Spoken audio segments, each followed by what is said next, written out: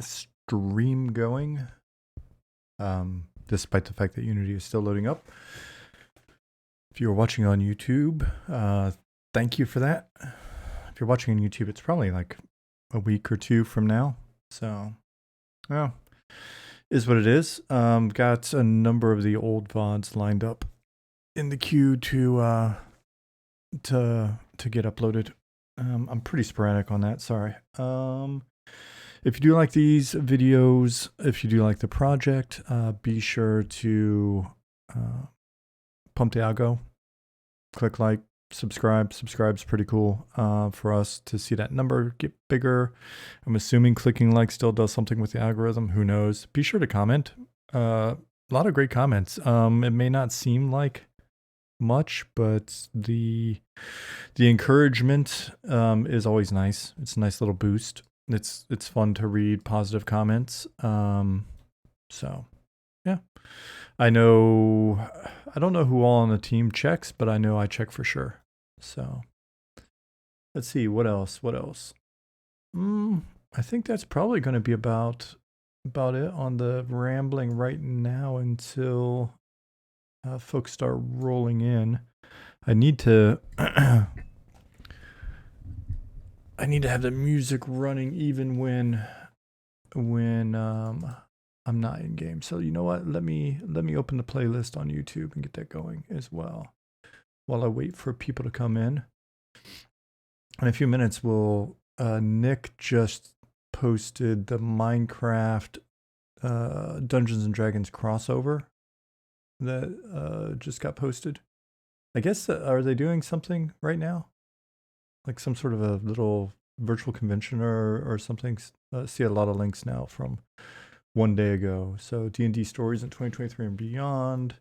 The D&D virtual tabletop first look, which looks pretty tight. And the Minecraft Dungeons and Dragons crossover, which looks just fantastic. So let me do what I came here for, though. Our channel.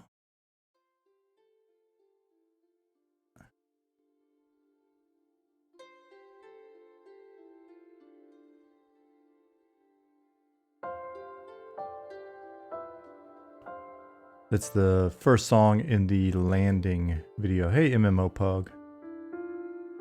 Welcome.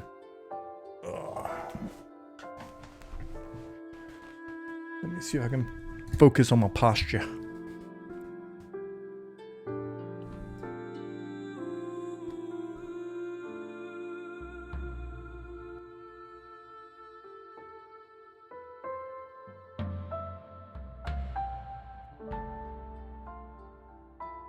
Hey, Beer Chug.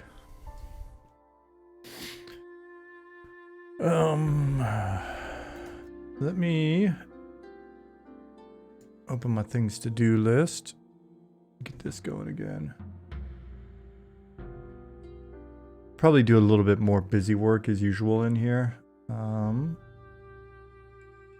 don't know if the VODs have the same effect, but I know people in the stream tend to just have this running in the background while they're working in the morning or getting ready for work. And so you're mainly listening to the music, me rambling a bit, and me trying to knock out a couple hours of the kind of more busy work stuff that we've got going on right now, because we got a pile of stuff. Hey, Lifewater.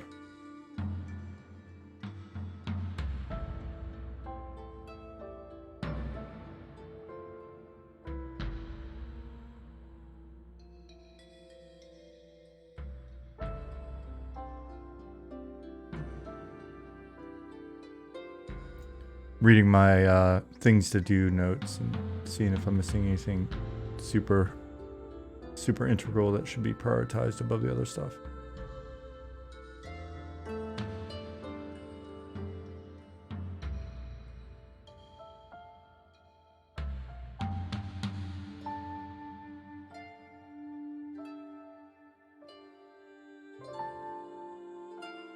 Yeah, okay.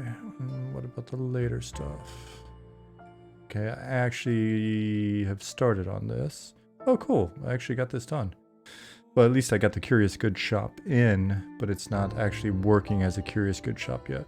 but we'll get to that for sure. What else? What else? Oh, cool. It's not like there's a massive amount of stuff on this list that's stuff I've forgotten about or whatever. Oh, that's a cool idea. I jotted down ideas as well, and I totally forgot about this one. I like it. Good one. Me. I just surprised myself with my own idea. I've got a ton on my phone as well. I need to like export out of Google Keep and into something like this.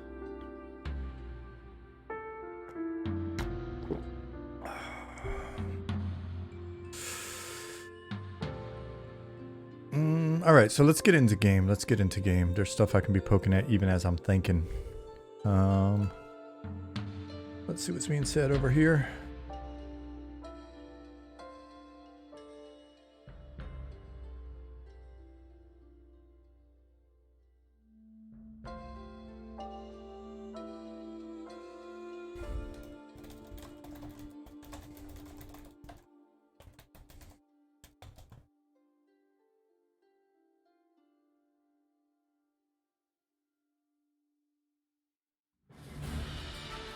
Oh man, that just got loud, didn't it?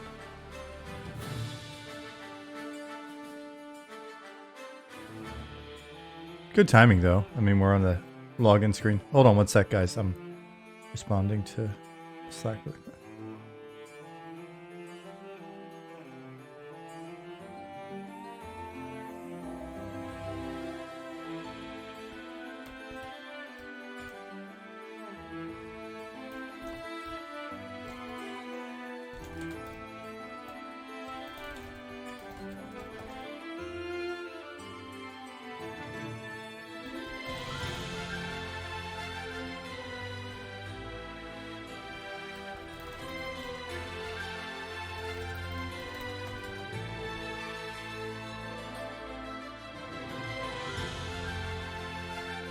That's super loud, huh?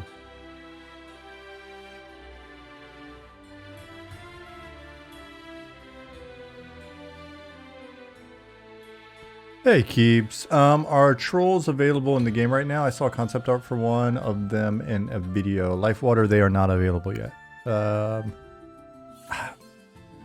A long time ago, Pattis may have started, like, sorry, not Pattis. Zukin may have started. I just saw Pattis say hi. Hi, Pattis. Zukin, I thought it started modeling one, but I don't know if it went. Basically, short answer, it's not available in game yet.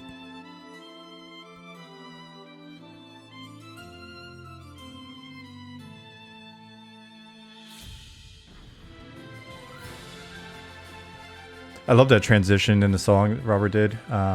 There's like that thunder crackle in the background. We're continuing to update character art, so now I look like a spooky mustachio. Okay, so let me fade out YouTube. Let me turn on in-game sound once I get in. Let me look and see if other guys are broken as well, or if it's just me.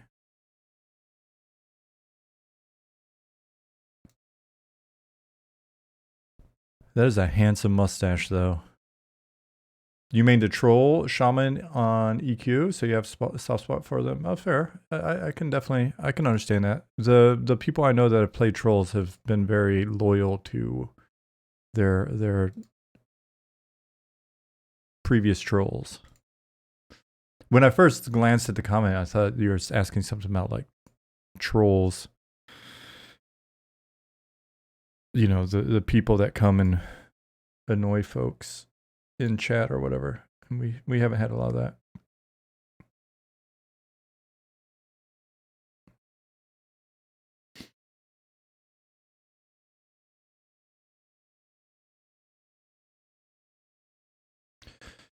Hey, Ginny D.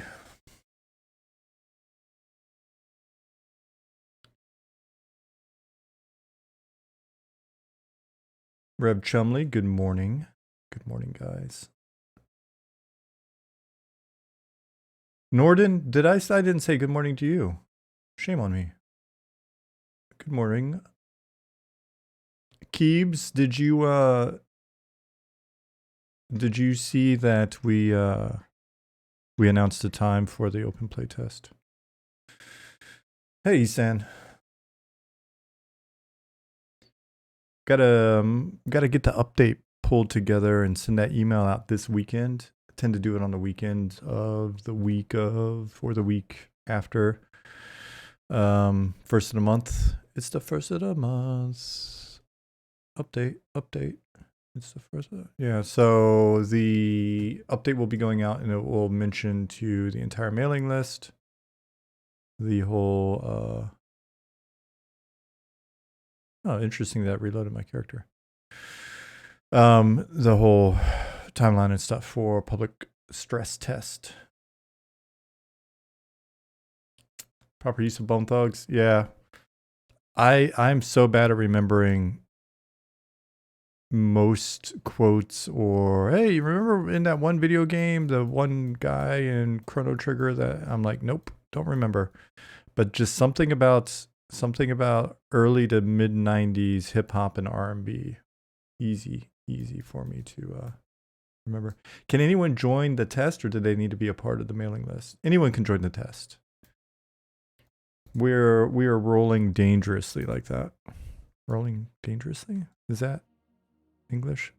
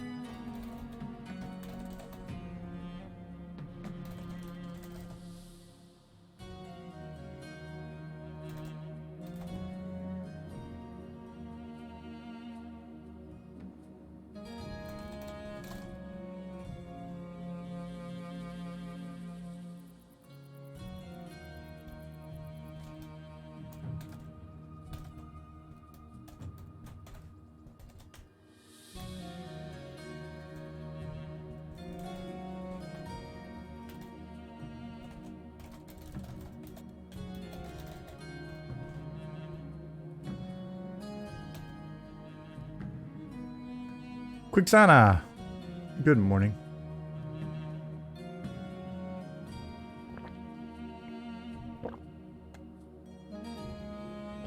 If we find that if we seriously run into technical issues, or if we just find that given X number of people coming in, we just can't manage it with tweaks that we do for the content or whatever, because again, having 1,000 people show up on day one or whatever, or however many thousand show up on day one, the impact of that on a game is going to vary based on, honestly, the degree to which the company's kind of planned for it with regards to their infrastructure and, like download and login and all the other stuff. But then the world design, how many starting cities are these people being distributed across? How many servers do you have, right? So it's kind of that distribution question. And for us, for just the stress test, we'll see what happens. We'll see how many people of the, I think there's, I don't know, what's it at now? Discord, I think, notes something like 600 potential. Let me check real quick. Playtest info. Okay, 700 potential interested parties that have actually gone and clicked this thing. They could all show up. 700 people in Night Harbor. I don't know if it's meant to support that effort. We'll see. This is more an Ollie thing, just because it's such an unnatural distribution. So you know what I mean? We'll see what happens. We'll see what happens the day of. That's why I've been a big proponent of kind of, undersell and then and then what's the I can remember Bone Thugs, but I can't remember this actual term. What's you know, undersell and pleasantly surprise folks, or whatever it is, under promise and overperform, or whatever the F it is. Undersell, over deliver. That's what it is. Thank you, Subnatural. So we'll see. We'll see how the day goes, but that's why, one of the reasons why I'm just kind of been, hey, let's be sure to properly frame this as what it is. It's a stress test. And then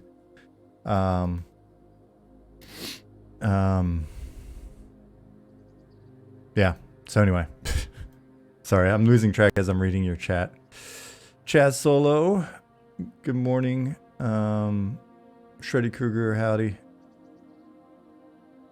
Memories of 300 plus people at Kale Zone in for Avatar faction hits on P99.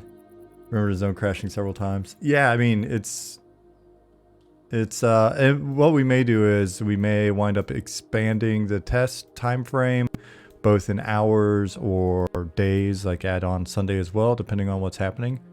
Pattis, just the bit of lighting work that you've been doing in here, I noticed it earlier when I was running around setting up a quest. Just the fact that there's lighting now, the visibility, has a big impact on the feel of the game already. It's really nice.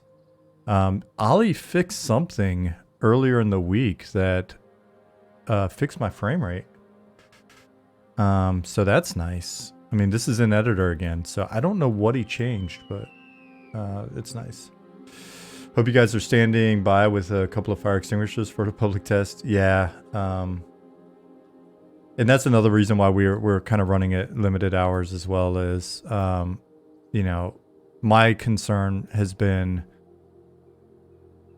that all of us aren't available at some point if we just let the servers run the whole time, and then shit's just kind of like, you know, and crashing and no one knows what to do or whatever. So, Pattis, I noticed one of the things that this does actually is, if you, now that this is illuminated as well, it doesn't take anything away from like the tower or the library or whatever.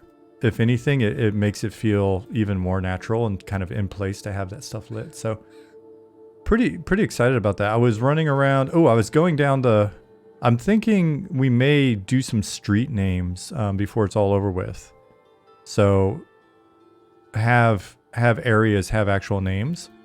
And then that'll be nice when we're doing like NPC text or whatever for quests. We can say, because on multiple quests, I refer to like this pathway down between Sage Side and Saltbreeze Park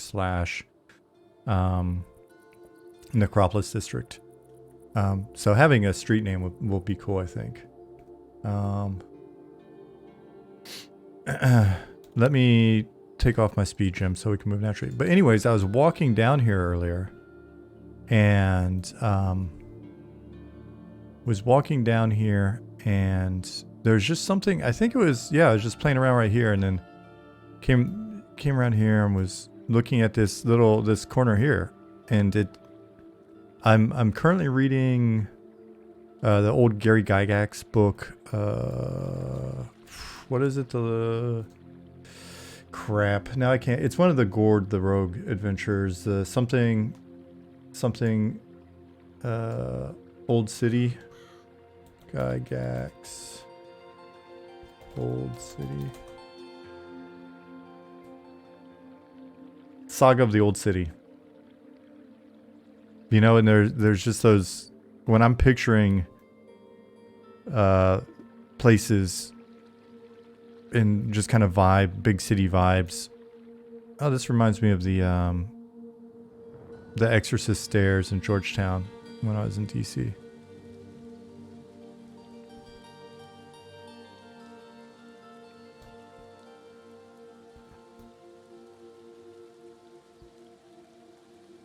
Hey, what's up, First? First said, I love that keyhole view right there myself. Yeah, there's just this lane has a really cool feel to it. I don't know, is there a proper term for like a ascending lane street? Ooh, man, that weather. The rain definitely, that hit my frame rate a little bit. Need some auto restarting. I always pronounce that wrong. Pronounce it wrong. Is it Kubernetes? Somebody give me the phonetics. Lifewater, give me the phonetics since you're saying K8 server.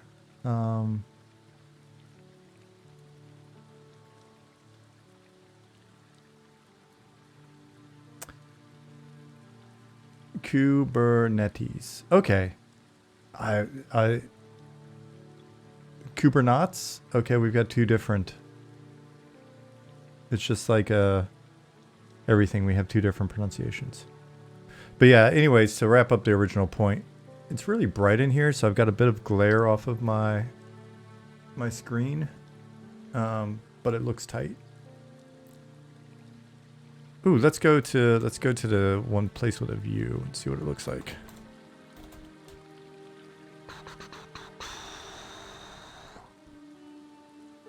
I mean, there's more than one place with a view, but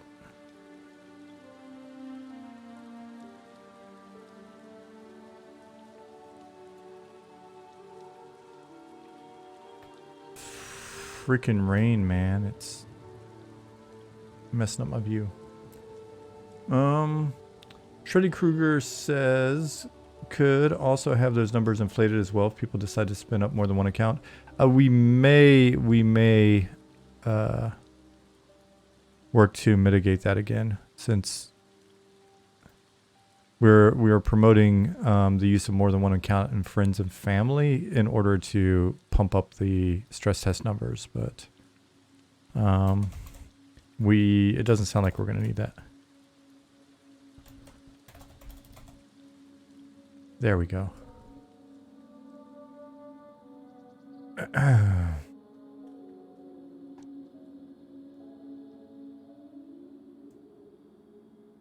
Oh, Kubernetes is how he typed it? Okay. I don't know.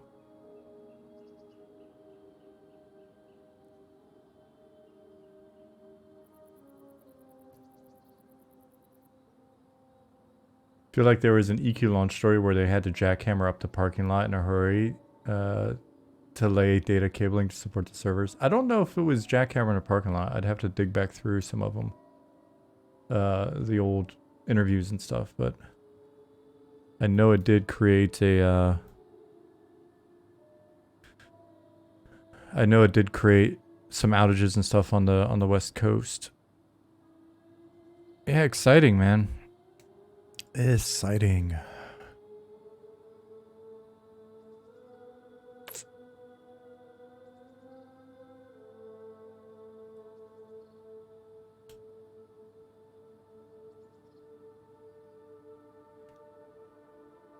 Maybe we need to maybe we just need a really, and I'm only half joking about this, maybe because we don't have queuing, I don't think. Maybe we need to get our queuing nailed.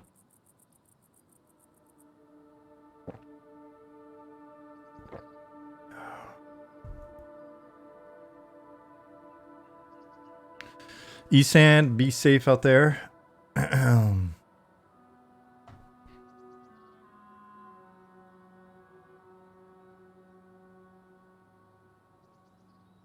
There's more than one way to say sudo?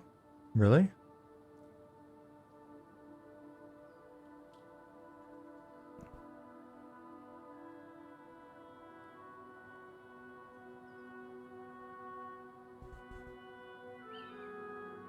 All right. Is there anybody in here with me?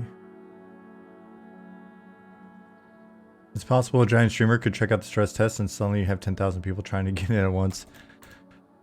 Yeah, I'll be curious to see if there's a much lower limit, Whitechapel.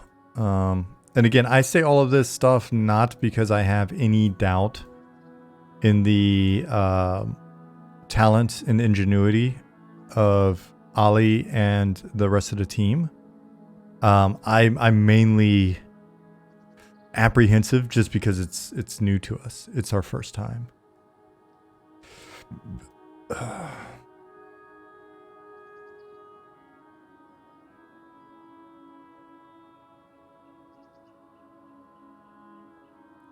Norden said, had an epiphany a few months ago that Otis is pseudo backwards. Yeah, there's a lot of that.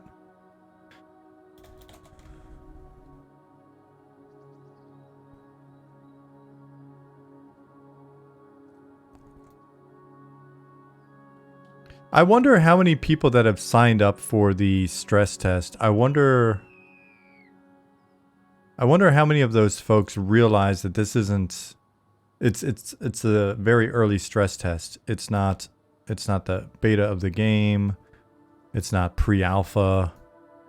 None of that shit, right?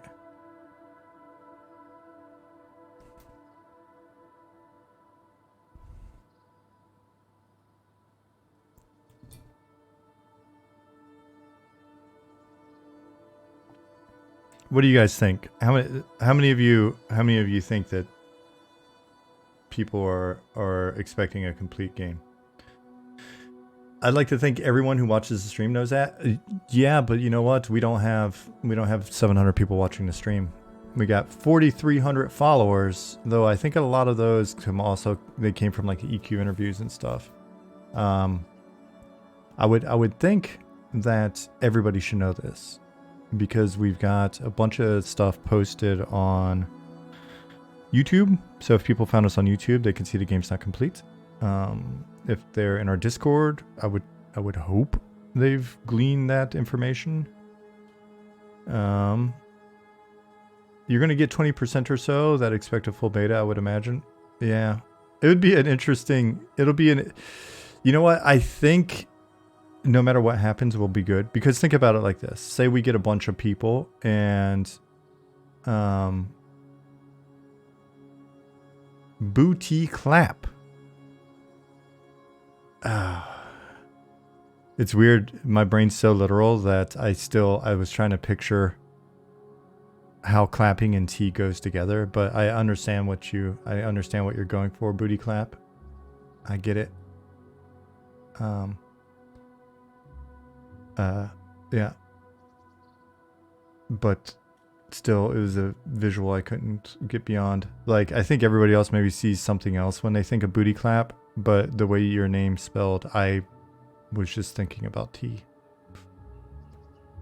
Which then got me thinking about the fact that I was looking at tea in the grocery store earlier, and especially the tea that just comes, it's just herbs in a bag, basically, because my wife drinks a lot of mint tea, and it's just dried mint leaves from her dad's garden, and so we've got a bunch of herbs sprouting now for our garden this year, so that we can have tea as well. So been thinking a lot about tea, but not booty clap. Nope. That was not, they weren't really in the same, they weren't together with me. I have to go to work. Keep up the good work. Super suit guy, enjoy your day at work. I can only imagine that you're going to work wearing a suit. And thank you for 2 months. Appreciate that. So Booty Clap said, wait, gleaned what info? Stress test, beta launch? Stress test is just a stress test. That's the info that we're curious about. Lifewater said, honestly, I think people are expecting something akin to a Blizzard Friends and Family outfit. If you've seen one of those. Yeah, but if they're hopeful for that, then. So what I'm thinking is, if a bunch of people come and they're disappointed, then they're going to run everywhere and be like, Monsters of Memories is not a complete game. I'm so disappointed. Rug Pull, they promised me a full game, and now... And it's just going to, like, get everybody just shit-talking and pissed off and like, how dare those guys? And then that'll start like a little, it'll be like a little bunch of leaves swirling, and it'll turn into a full-fledged shitstorm, and that'll be great because then, you know, at least they're talking about us.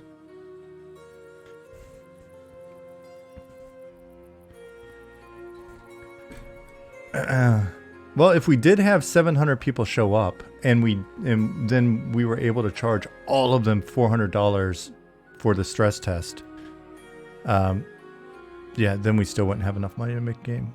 Damn it. Just make sure you guys set clear expectations in a Discord message and maybe on a login message so they have to click OK on it. I was thinking about even making a video. I was thinking about making a brief video because people don't want to read. Watch this on your way in. You have to watch this video before you can download the client. Dear person downloading the client, this is very early in development. It is a stress test.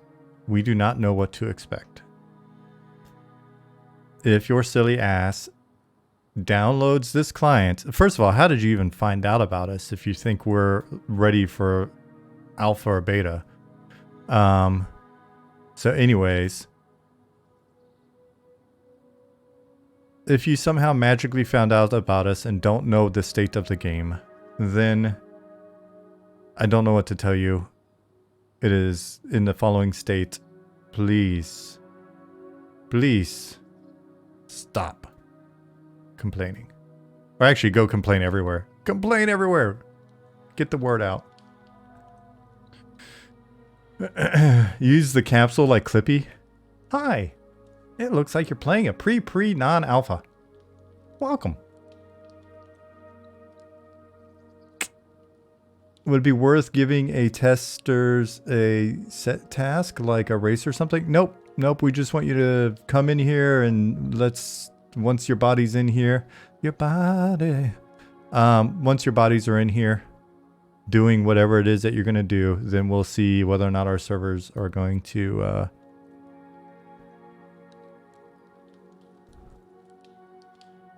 Amber Heard.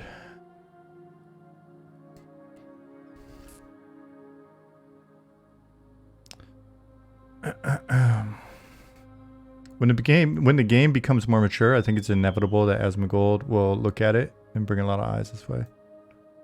Because MMOs are his wheelhouse. Yeah, and there's no telling how that's going to go. He'll be like, look at this line between the sand and this road. Looks like dog shit.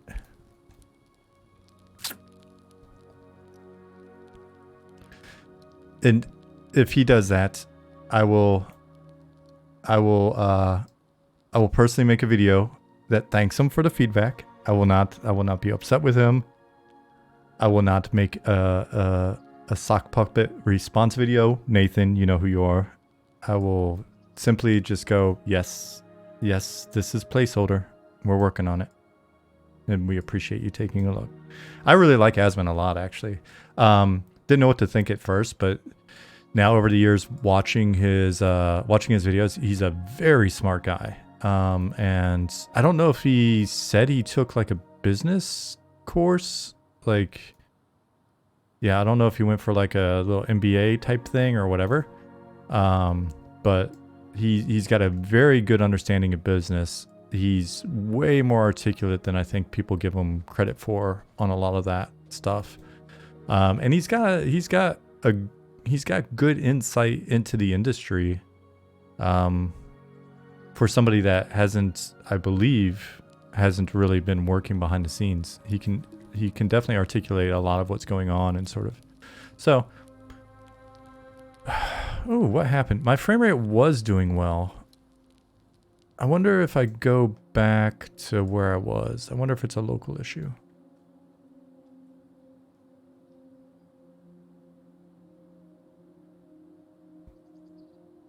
Better yet, you could set up a convo with Josh Strife Hayes, and Asmon could eventually react to that.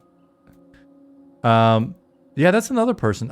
When I was thinking of people the other day, I totally forgot about him, and I knew I was forgetting someone because I was thinking about somebody had mentioned like Lazy Peon and Kira, and Asmon, and I was like, there's somebody missing. Josh. How many zones are in game not complete? Just overall in general. Night Harbor. Shaded Dunes, Wormsbane, Fallen Pass placeholder, the zone formerly known as Death Valley, currently called Vale of Zentar placeholder, Dragon's Run placeholder, Glass Flats placeholder, Sungreet Strand placeholder, the Deep Dunes placeholder. I think that's all of them. Some islands off the coast placeholder, but I mean, that was just such a thrown together thing. None of these zones have grass? No, we're making the entire game brown, UK Rads. The islands will probably have grass. There's a dungeon that's going into the mountains here and going up into the hills called Telekir. That may have some hints of grass as well. And then the region above, like the region to the north of here, we'll start seeing some grass. Twitch having issues this morning, or is it just you? I don't know. Aaron's having issues. Anybody else? Let's see. Yeah, what would be really good though is if Josh does a video and then Asmon reacts to it, and then I'll react to Asmon reacting to Josh. But I'm hoping we get a fair bit further along before we get any sort of coverage like that. That would be nice, but it might be cool to talk about the process or something with one of those guys, but who knows. Which biome are we working on next? Whitechapel, I believe. I'll just say temperate. Temperate will give us the ability to play around with seasons, which is a big question mark that we had on our list. And honestly, with everything going on, probably would have forgotten to some degree if Nick hadn't brought it up a couple times recently. And if we play around with seasons, then we get that transition, right? If we've got temperate, we can go temperate dry and kind of get savanna and transition from desert into temperate. Then we've got temperate, you know, we can do fields and kind of light forest, go all the way into deep forest. And then if we're considering what seasonal changes may look like in a temperate environment, then we've got snow and stuff like that, which is a lot of just kind of whiting stuff out, which allows us to go tundra. We're on the west coast of the continent right now. We're on the, like, basically the southwest corner. And so just picture that transition going from desert up to frozen tundra. So that's been the thought, especially since you could then hop on a ship and sail around the coast, hop on a ship, go up the river, hop on a ship in the deep and go underground river up towards other places. So that's kind of the thought. So other biome will be temperate, and then and also with a little bit of love being given to the deep, because we can use that in a number of places. It's a pretty versatile or durable theme to invest in. It probably won't take a lot of effort to continue fleshing out the deep. Hey, Brown Butcher. I was showing my wife your stream last night before bed. I was telling her all about what you do. First said Carnage and Jim Lee were EQ fans even, and Jim Lee is actually a pretty good player too. Yeah, so I worked with Jim Lee directly on DC Universe Online. Because of the fact that he was such an EQ fan, we were able to get him on board, and he was the art director for DC Universe on DC's side. We had our own art director, but Jim and his guys at Wildstorm, I guess when Wildstorm was a thing, I don't think it's still a thing, before Jim became like VP of whatever or an editor or whatever. So yeah, Jim, like when we first started the project, we'd go over to, we went to Jim's house a couple of times, and he would come out to the studio a fair bit. And he was always talking about EQ. He's definitely a legit EQ player. I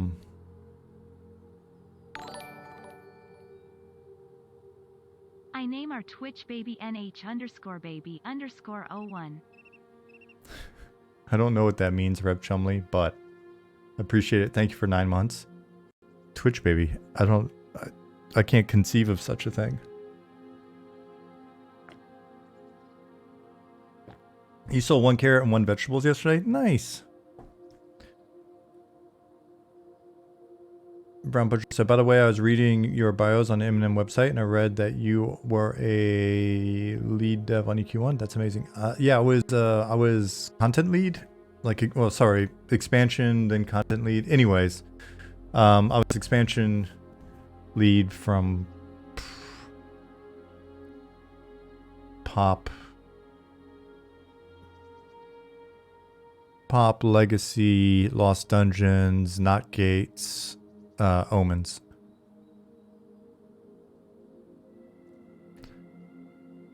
Nine months as a Twitch baby? You have to name it? Oh. I didn't realize that.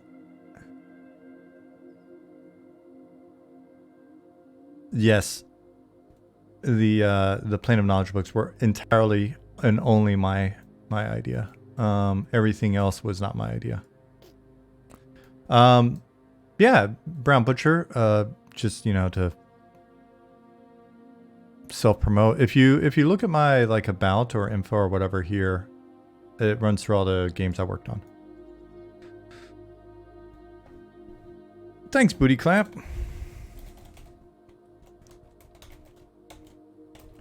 All right, so what are we doing today while we chat? Because we're excited about the test.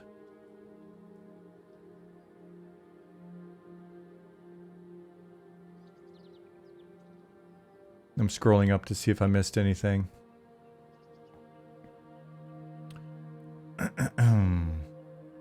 Okay, I'm just gonna call you Booty from now on. Booty said, I think Josh Trifes would be really great. He's been lamenting slower MMOs lately. I think he'd give it a serious and appreciated look. I was really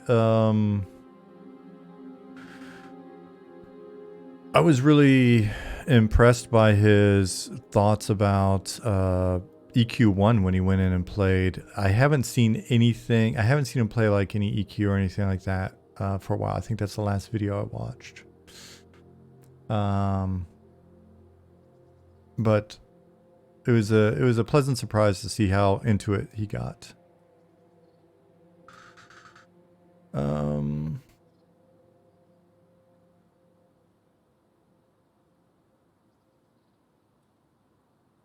Curse said, thanks, Booty Clap, since it's not normally uttered during a normal day.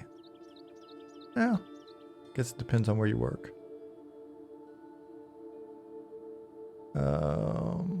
Are you planning on finishing everything under POC in the Trello roadmap this year? We'd like to. How about that? I'll answer it as we'd sure like to.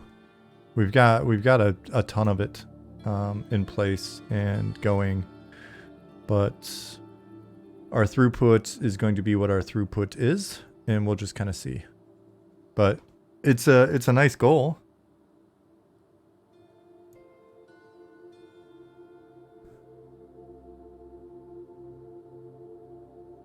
Yeah, so far, I mean, that's stuff like that's one of the reasons why it's nice to not have taken anybody's money yet. Because, you know, we can answer that question with we'd like to, but if it doesn't happen, it doesn't happen, and we don't necessarily feel super guilty. Because the only thing we're spending at the moment is our cash and your patience. So, both of those things are very important to us. But there's a little less guilt than. Yeah, we haven't taken any external money yet. So far we've just paid out of our own pocket. And to be honest with you, it hasn't been a huge amount. Over the last 2 and going on like 2.5 years, we basically spent the bulk of our cash. And I'll post a breakdown with the roadmap at some point. I keep saying that forever, but I haven't. Time is money, friend. Yep, it is, and that's how we've been able to do this because the team we've been very fortunate in the fact that we've had a really consistent team that's been dedicated to the project out of passion and just is consistently adding, consistently working on stuff, right? And so we've been at this for 2.5 years. If you haven't watched the retrospective video, you should check out our retrospective video because it'll show you like from day one direct messages to each other and then the initial assets in Unity and all that shit all the way through where we're basically at now. I mean, we've done a lot since then even. But you can see the evolution. But we've mainly paid for early on. We didn't have any artists on the team. So we had it was just like the four of us. And and that was how we rolled the first year. So we paid for some concept art and some art iteration on 3D assets and some textures and stuff. We paid legal and all of that.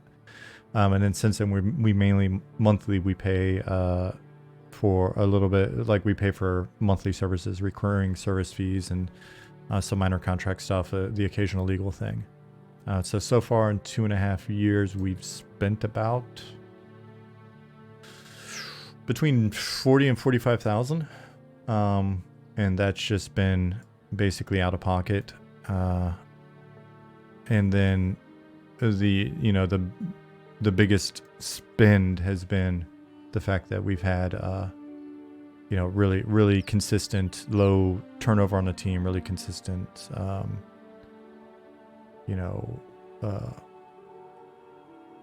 what's the right way to say it, significant contribution from the team.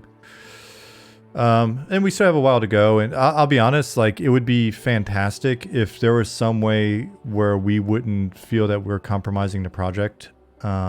If there, like we've joked about, if one of you just happens to be like a secret billionaire or whatever, and wants to drop a few million to help us basically allow everybody to go full time and just focus on this and then hammer away, that'd be fantastic. We'd be down, but we're not like actively seeking investment at the moment, and we're really, really conscious of the potential impact that bringing a publisher on board or investors or gathering funds from the community or whatever will have on the game. And it still hasn't felt right. And to me, the only part of that, to be honest, the only two things that kind of suck about that are, one, it sucks to not be able to have people be able to do this full time, because I know there are people on the team that would love to be able to do this full time and they deserve it. And then the other thing would be, progress, the ability to be able to hit up like a art house or whatever and go, hey, we're happy with our character model. Please make more textures and shit. Hey, we're happy with these textures for environments and these assets. Please replicate that.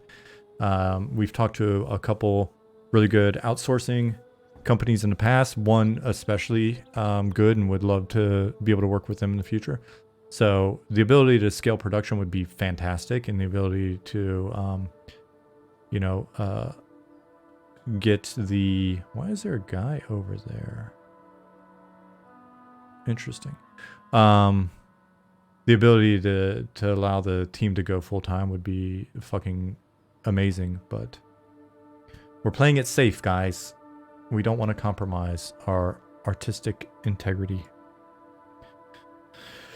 Is this white box? Yeah, so it's I would say he's in the water now, no worries.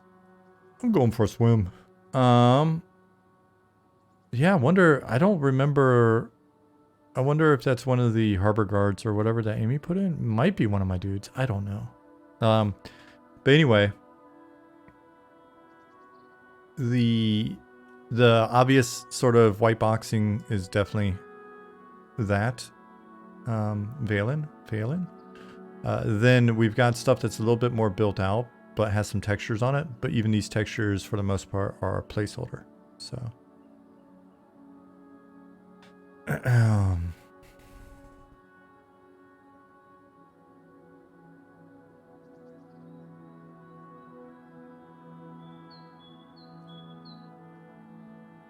Lifewater, do not worry about typos in chat. You should see the number of typos I put into our content. I'm a regular typo machine.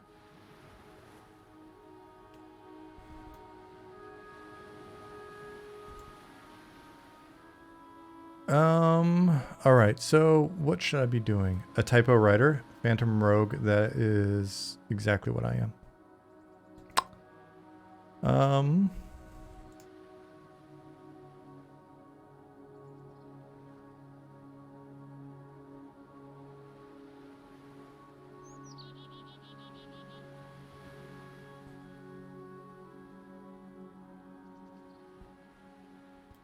Is that new? That looks new.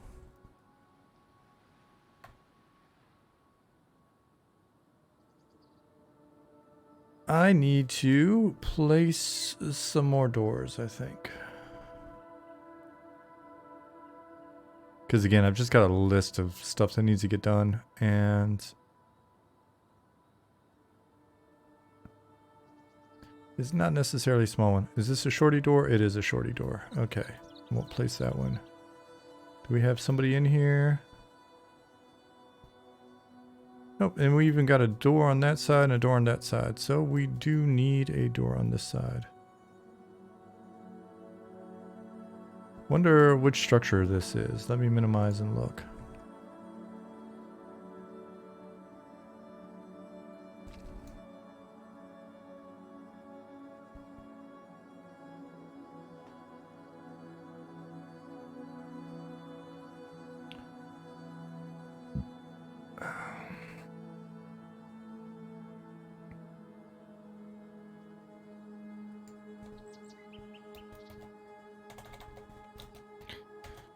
I may have to hop up at any moment. What in the world?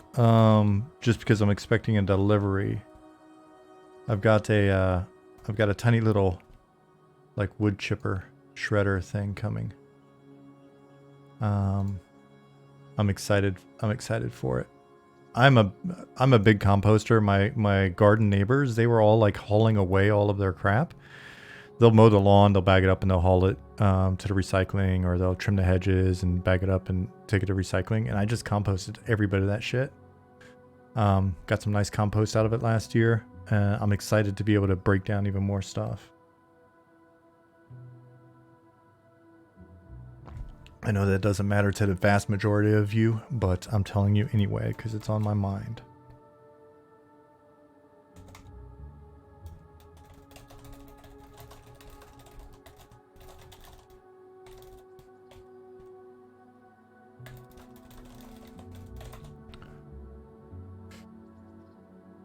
Is that the tobacco secret? Man, the tobacco that I grew it's strictly from the windowsill. Those little guys were still about this big when it got too cold last year to leave them out in the garden, and I hadn't planted them yet. So I just brought them in and put them on the windowsill, and they went from being about that big to probably about 6 feet. They hit the top of the windowsill and just started going inwards. So love the garden pictures. Thanks, Brown Butcher. I was hoping you'd like them. I'll put them on my Discord. For those of you that don't follow my Discord, but you like gardening and shit like that, I'll be posting more stuff this year. You can find my Discord here. You're interested in composting? Adding a bunch of stuff to the garden this year? Composting it's so straightforward. To me, at least, it's hard to mess up. I guess it can mess it up, but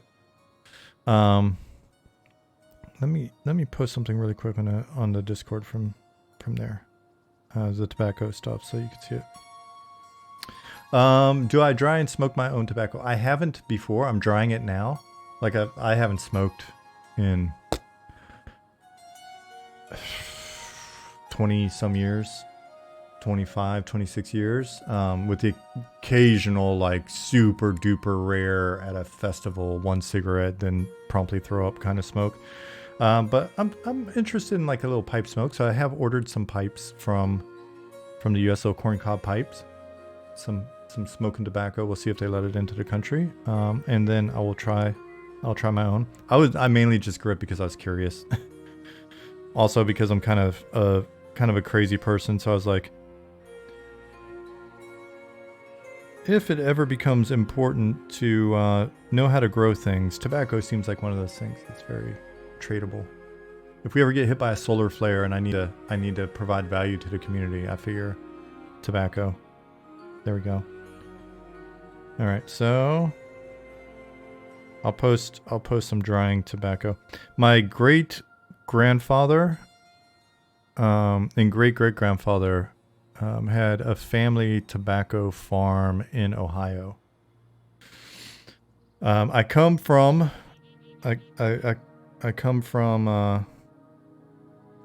tobacco farmers.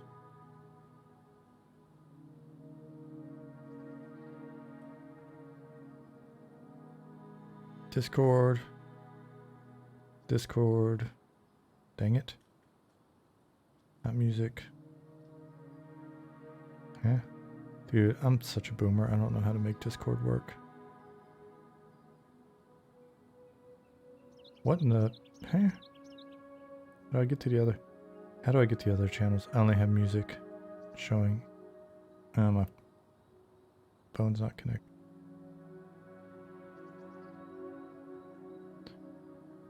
Okay, whatever. I'll post it after the stream. What am I growing this year? Subnatural asked. So far I've got some little tiny peppers that my barber gave me the seeds for. So I've got some little peppers. I've got some bell peppers. I've got broccoli, cauliflower, whatchamacallits, Brussels sprouts, tomatoes, spaghetti squash, pumpkins. Later on I'll be planting some corn. Last year I grew red and black corn. As much as your daughter goes through broccoli, you'd love to grow that. Same here. Basically, cabbage, red cabbage. Basically, I went, and this year what I'm going to try to do is I kind of looked at how much we consume and of what, and so I was breaking it down by month, like how many broccolis, because we eat a pretty simple diet. It's a lot of just kind of straight vegetables and protein, and so we eat a lot of cabbage and broccoli, etc., etc. And so I just kind of mapped out like how many of what per week and what's that add up to per month, and then did like a rough kind of percentage of potential spoilage, like how many of these things are going to be eaten by snails once we get them in, or are we going to get kind of a runt that doesn't grow well or whatever.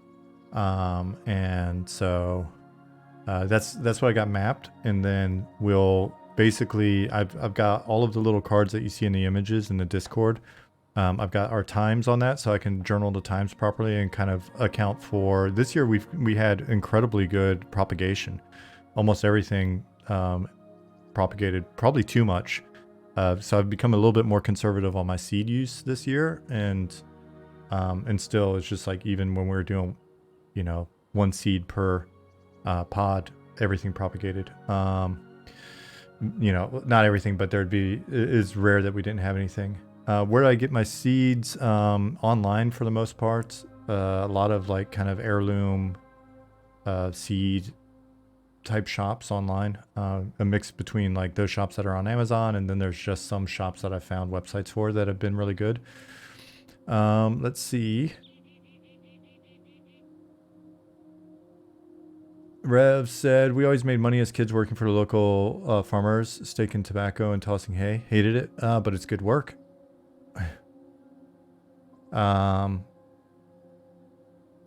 This is inspiring me to start my garden again. Hell yeah, Brown Butcher.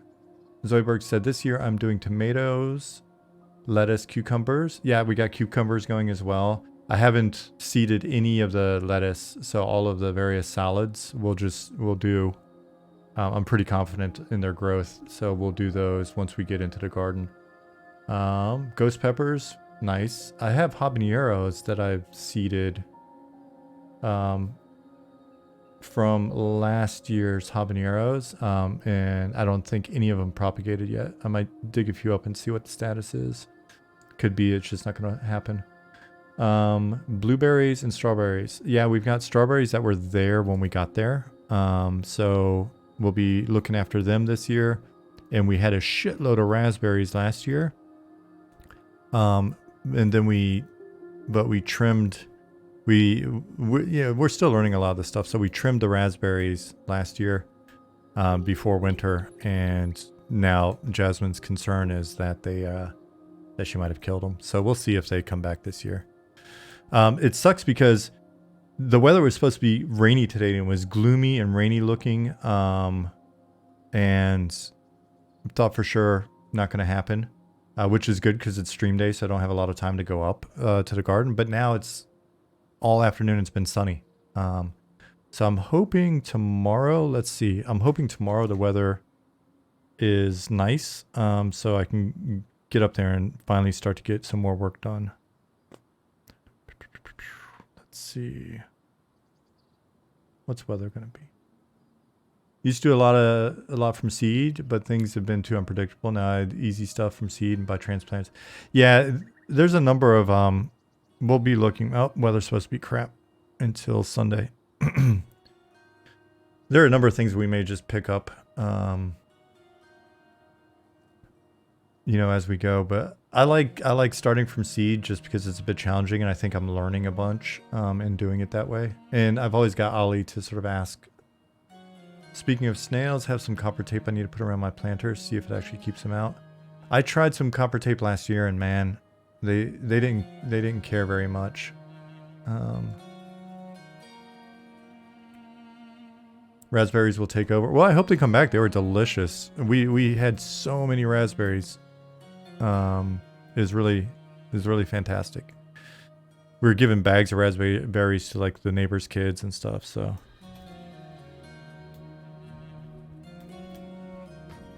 all right, get out of the way, me. I love that. It just pushed me out of the way in game. Also, never plant mint in an open bed with other things. I learned that one the hard way. It just takes over. Well, that's nice because I love mint. So we may do, I think we're planning to do mint in like an isolated raised bed though. So it should be fine. Never know what to do with mint. My wife dries it and uses it for tea. And we've got drying racks and stuff that we bought this year so that we'll have them for this year.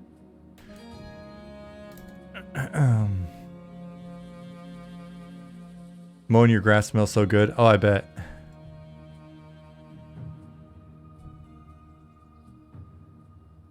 Planted mint in 2 beds. Now you have several beds of mint.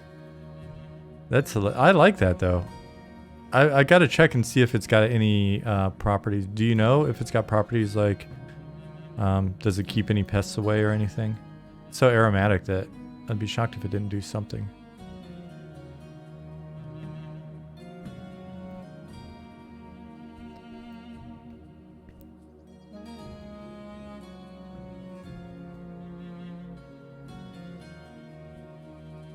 People are like, I didn't come here for a garden stream.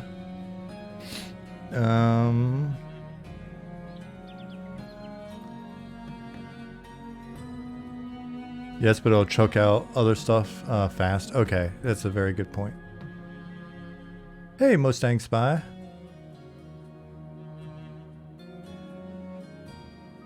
We have some mint growing under our wine grapes on one side.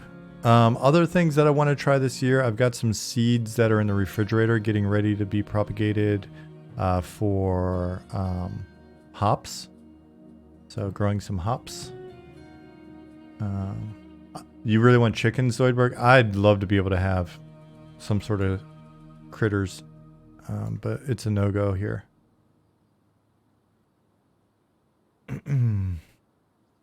It's the gnome in me. Gardening is in my blood.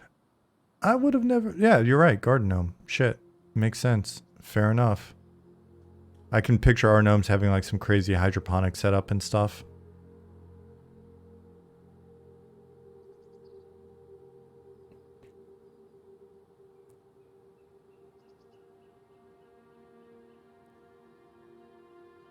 Hey, Goblin. For my birthday, one of my wife's friends came down with another friend, and she, speaking of mint, she brought me a mint that's already growing. She brought me a mint, a bottle of rum, a bottle of lime juice, and a thing of sugar. So, how's the stream so far? I'm enjoying it because we're talking about gardening.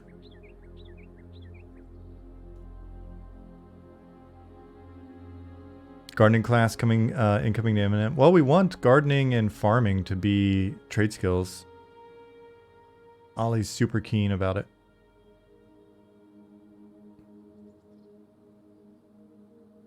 Been planting, so DDJ said, been planting fruit trees and fruit bushes every year. We have a giant elderberry bushes. Oops, keep scrolling. We have giant elderberry bushes that were here when we moved in. We've got like tiny elderberry bushes.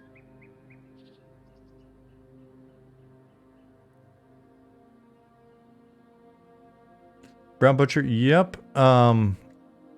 Yeah, Ollie's keen on the idea of farming. You gotta understand, like, when we first wrote jotted down the high level design for this game, it was like notes were, you know, rooted in some Stardew Valley for sure. It's like, how do we take the nice kill and collect, you know, explore, kill, collect kind of game, and then mix in enough of this other stuff to have some fun overlap.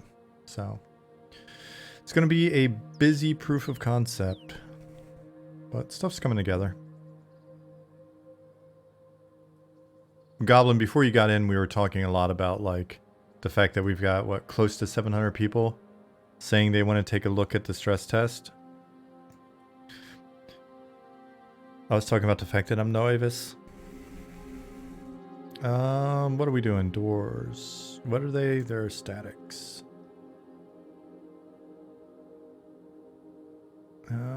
Let's see. Market door. I've labeled these. This is... Which one of these guys are you? Which one are you? I think you're G5.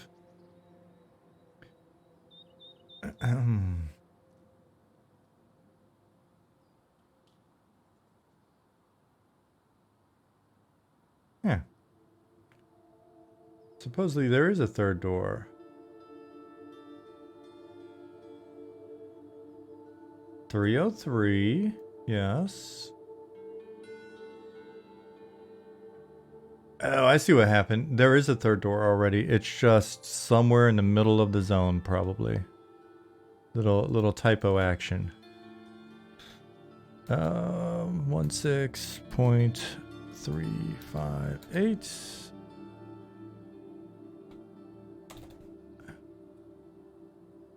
Yeah, so that already exists. I thought that was weird that it wouldn't be there. So let's just repop the zone and make it appear. Oh, once I'm out, so I'm not trapped.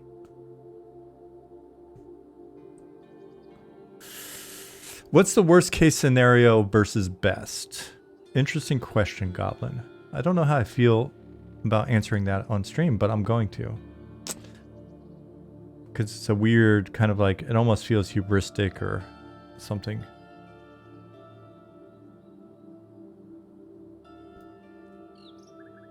Eh? Which one of these is the prefab and which is just a random door in the middle of nowhere? Hey, Nicodemus. So I would say worst case scenario is we get a lot of exposure.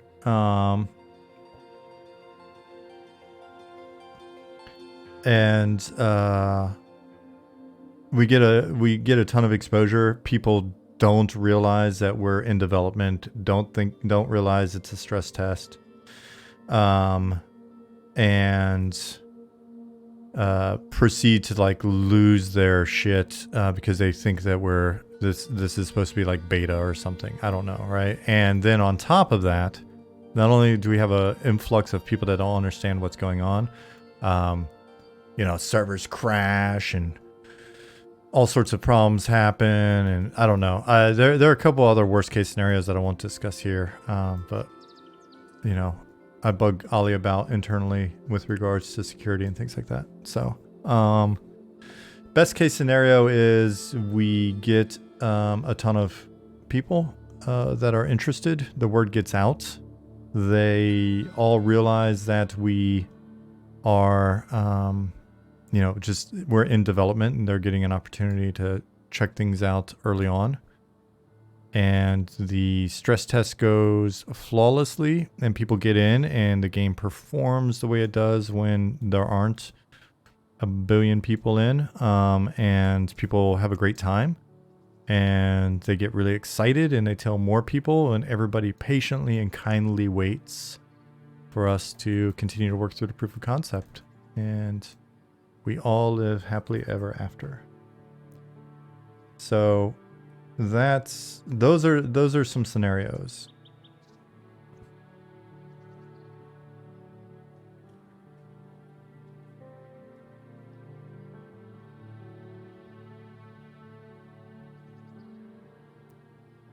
You won't be able to avoid people complain about how crap it is and it's a scam. Ulthrin, that is correct. We are on the internet. Oh, you didn't put me on the spot. Hopefully I didn't act like I was on the spot. I was hoping I came off cool and collected.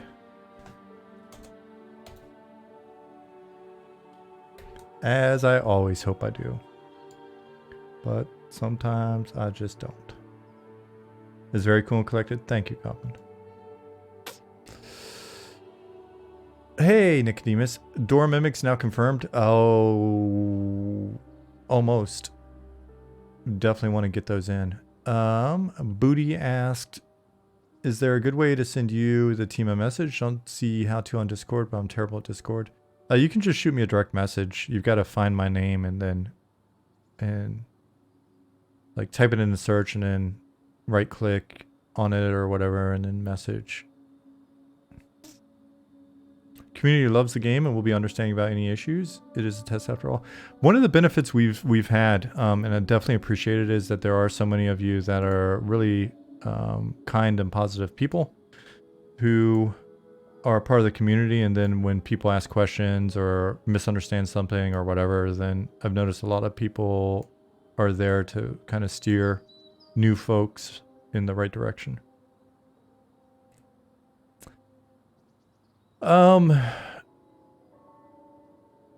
Johnny Pyramid, let me see, is that here, this is the Discord link there. Okay, yeah. Eminem Discord as opposed to my stream Discord. My stream Discord's for discussing gardening and death metal in video games, I guess. And also not death metal, other music. Pretty happy with any music, to be honest. But for Monsters and Memories, that's the Discord right there. That's my guy. That's my boy.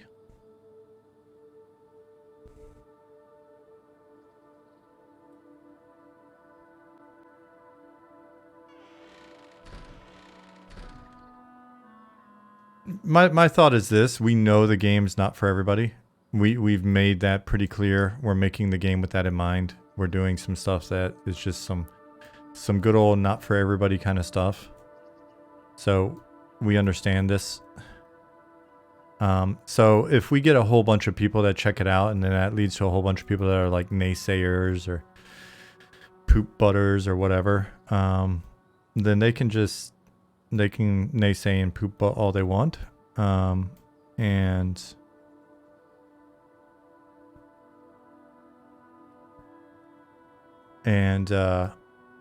that's fine. As long as you guys are happy, then that's cool. As long as there's some you guys that exist, we're cool with it.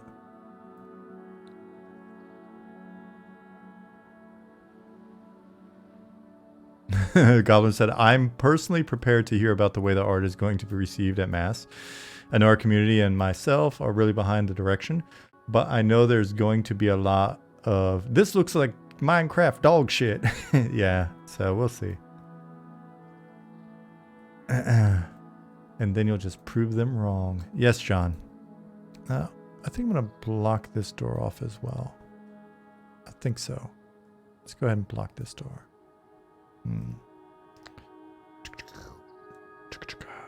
Boom, boom.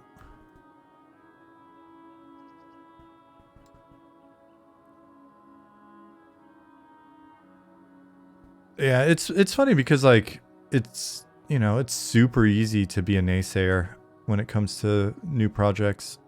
And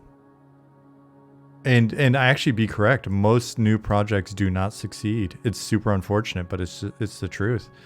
I mean, I've got friends in the industry who unfortunately, you know,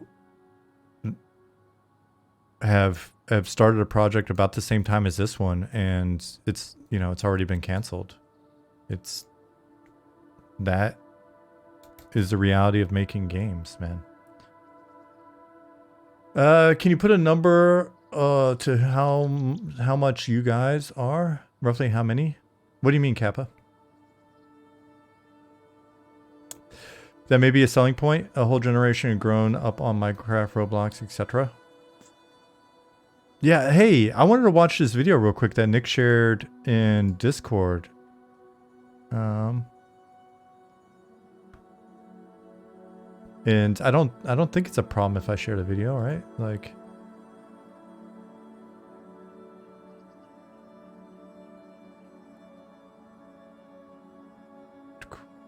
pause.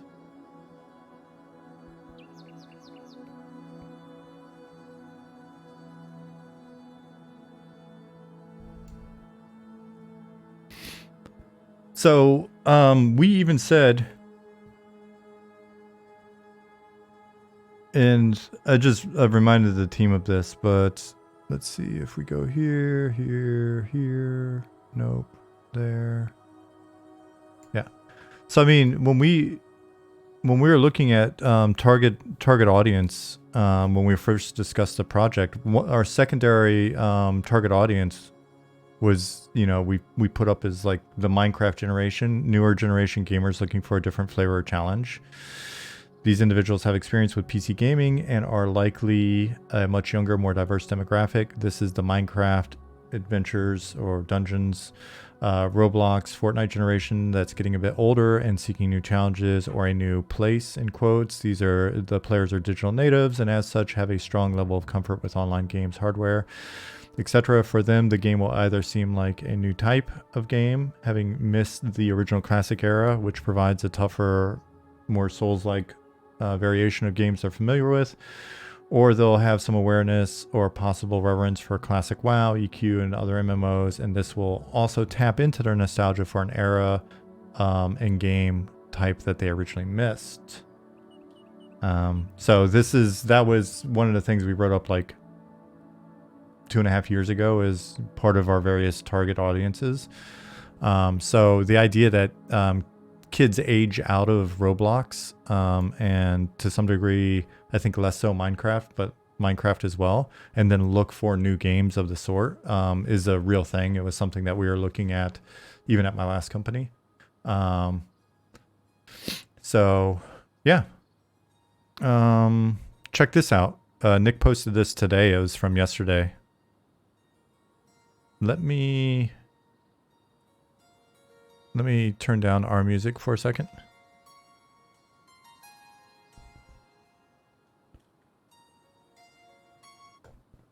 Cool. And before I hit play, excuse me. Brown Butcher said, I predict there will be a few disgruntled or overinvested Pantheon fanboys that try to clap all over the project for selfish, misguided reasons. I hope not. I mean, we've been very cool with Pantheon and very positive. So I'm hoping that their fans,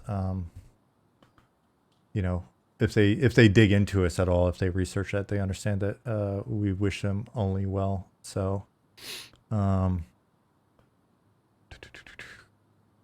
see the reality of making games and being at mercy of a studio. Yeah, John. It's, you know, that studio had a burn rate that was high.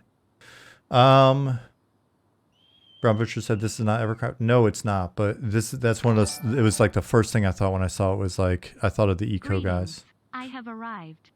Hey, Cacao. Thank you for 5 months. Lifewater said, I play Minecraft in my 20s. Now I'm just waiting for Hightail. Yeah, Ollie turned me onto that. Looks cool. Same for adults as well. Yep. Nicodemus says, projects get canceled all the time.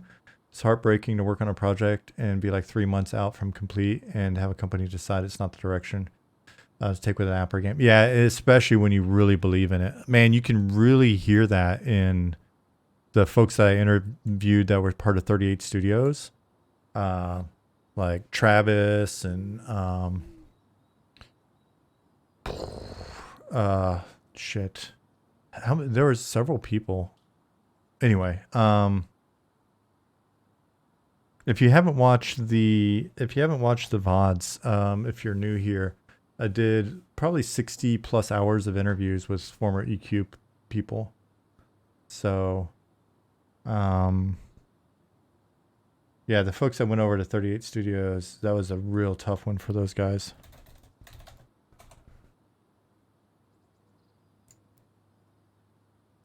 .38 Studios was Schilling's deal, correct?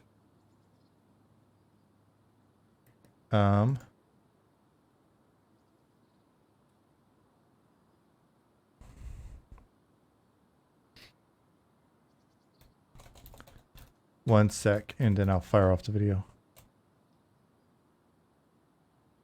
Yeah, he was an interesting character. He walked into my office one day. I was trying to think of everybody that was at 38 Studios.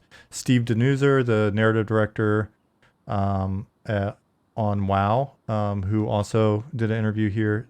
He was at 38 Studios. Trying to think. Was there anybody else? Yeah. Yeah, but it's funny.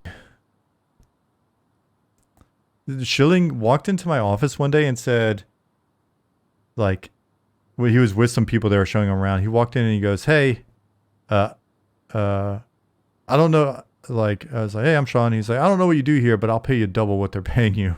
I was just like, "Well, you know what? You would have had me. You would have had me if you'd only known what it was that I did there." See, that would have been the thing. If he's like, "Sean, you're the expansion lead. I like what you're doing. I'm going to double your income." That would have been a bit more appealing if EQ royalties weren't already doing that. Would like to hear a postmortem of 38 Studios game development experience. Sounds like it was a crazy ride. If you haven't watched, check out Travis McGeethy and Steve Denuser. And I thought there was somebody else, but check out those two interviews if you haven't watched them already. On the link above, Nicodemus, and you'll get a lot of details as to what went on. About 6 hours worth.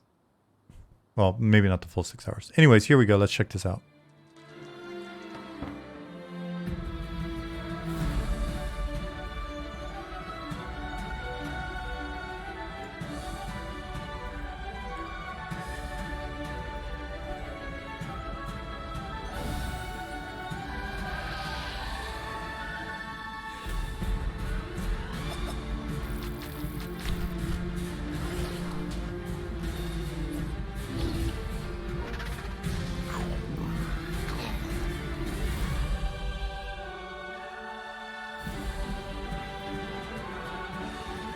Dragon looked pretty darn cool. Yeah. The Sphinx just then.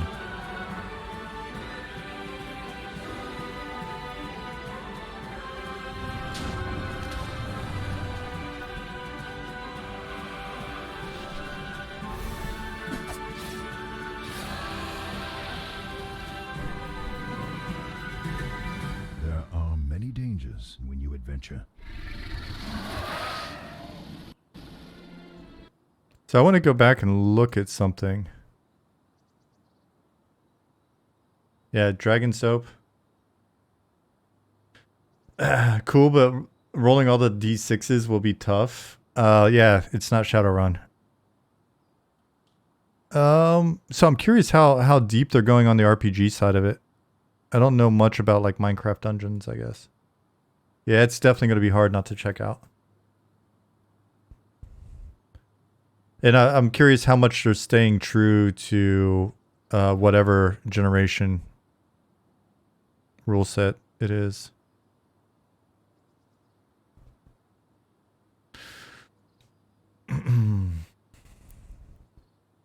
So way back in the day, I was working with a company briefly to do a pitch for a light MMO type game based on D&D properties, and man,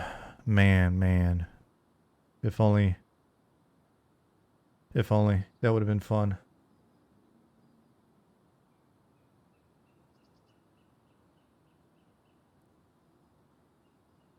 So yeah, it's exciting to see that. Oh, I shouldn't have shut that.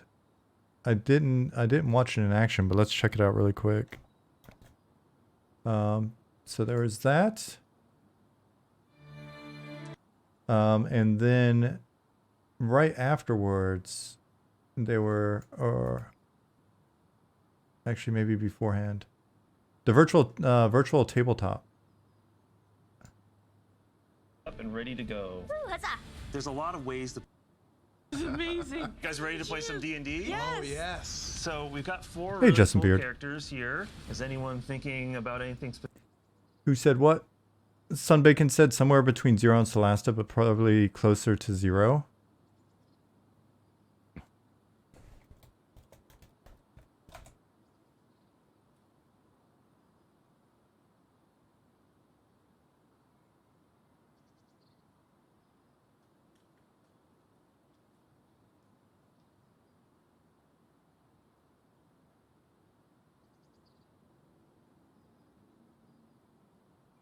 I'm looking at, okay.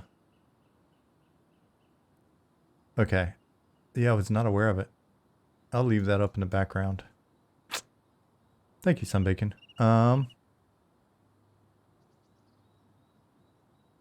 You don't have huge hopes of Minecraft Dungeons being able to faithfully recreate D&D classes and abilities. Yeah, I'm very curious to see what they do. So yeah, check this out. Looking at these? I'm thinking Dorbin. I like his beard and I want to be a bearded man today. Nice. Nice. All right, so you can... Are you having fun dragging him around? Oh yeah, it's a blast. I've actually had the sorcerer I've been wanting to play for forever. Is there a way I can just port it in? Yeah, is it on D&D Beyond? Yep. Okay, sweet. There we go, all linked up and ready Not to a go. scripted question. There's a lot of ways to play D&D online, and not all of them are hitting the big 3 things that we think were important. Fun, convenience, and authenticity. Oh, hello, welcome to the inn. Have a seat. I'll get some refreshments. What would you have? A nice grog would be nice. I'm really warm. I was standing real close to the fireplace. You have good wood. Your wood is good. Everyone hears Yeah. scratching noises. In the Less acting and walls. more of the It's like, actual "Damn visuals would be rats!" good. Kicks the wall. Where is coming from? Yeah, so you want to go to the walls and kind of look around. Fire breaks out. The whole inn shudders a little bit. Dorbin, do the rats you encounter normally move buildings? Not anyone that I've seen. There might be more. Well, let's see how cool it is after you roll. We're in Unreal 5, which is latest, greatest. But now we're actually testing with friends of people who work at Wizards and their families. It's got spells, it's got effects, it's got a lot more rules in it. So those sort of things are what we've been adding. I will go over to this flame here and sort of rub my hands together and go, all right, please work, please work, please work. And I'm going to cast Control Flames Nice. to extinguish them. We're just trying to like show you where the rules are, not being like, oh, once you get to the end of that, you can't move anymore, because that's not really D&D to us. It's like, if your DM's okay with it and you want to do a flip and land on the table, then that's just how the game gets played. Yeah, go ahead. Just put yourself right up on top of the roof. Rev Chumley said, I have if the high all you ground need is a now. $2,000 Trembles, laptop and and an monthly sub, insect-like beast sign you up. comes out with gnashing pinchers. We can have Poor table map and DMs dice getting no set the attention just mood, there set for the atmosphere. lighting, what time of Fair day point. is it? I didn't Is it even consider that. raining? You know, is there fire embers falling from the sky? We just want to enable people to play the way they want to. Let's go into encounter mode now, which means that we're all going to roll initiative. So Zoidberg said, I never got into D&D, nor do I think it's for me. Sometimes I wonder how EQ got me hooked. Yeah, well, I don't know that you need to be a D&D person to enjoy like going into it's probably just, I don't know, maybe it's just a virtual world nature of EQ that did it.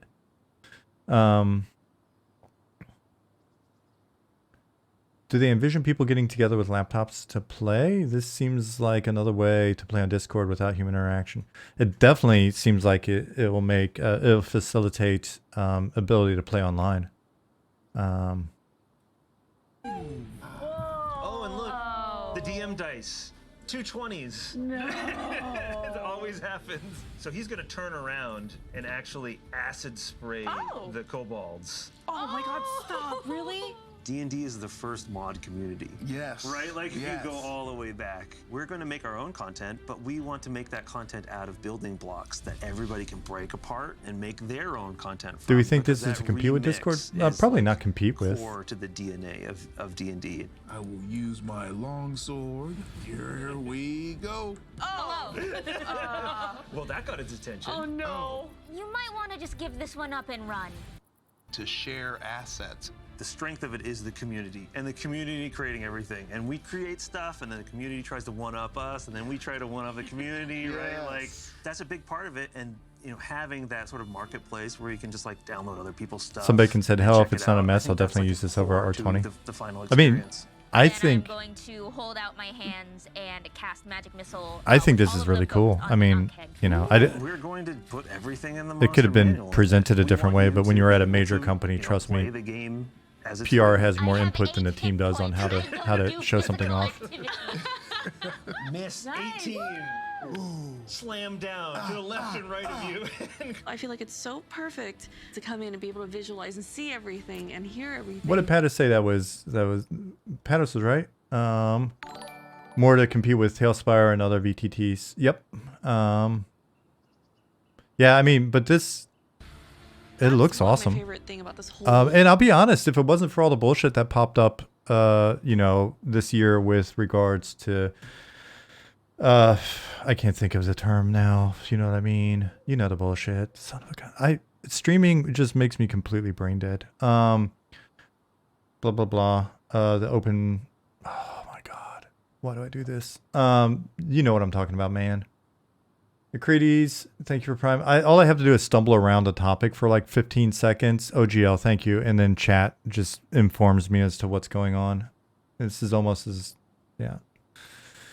It's like driving with someone that's got whatchamacallit, a GPS in the car. My brain just turns off. Yeah, so if it wasn't for the OGL issues, I mean, I look at this is cool. And when I look at what they're trying to do with regards to the availability of all the material and all of that stuff, through the service that they're providing, the pricing on it doesn't seem horrible, especially if you get access to, just a ton of great documents and material, and then add this in there. To me, it seems like it's kind of a fun no-brainer, but VTT is. There's always like a group of people that want to take that 5-hour prep, and there's people. But you've like got to me be that careful just with like, your communities. Give me an in, Yeah. some characters, and I'm playing. Oh, there we go.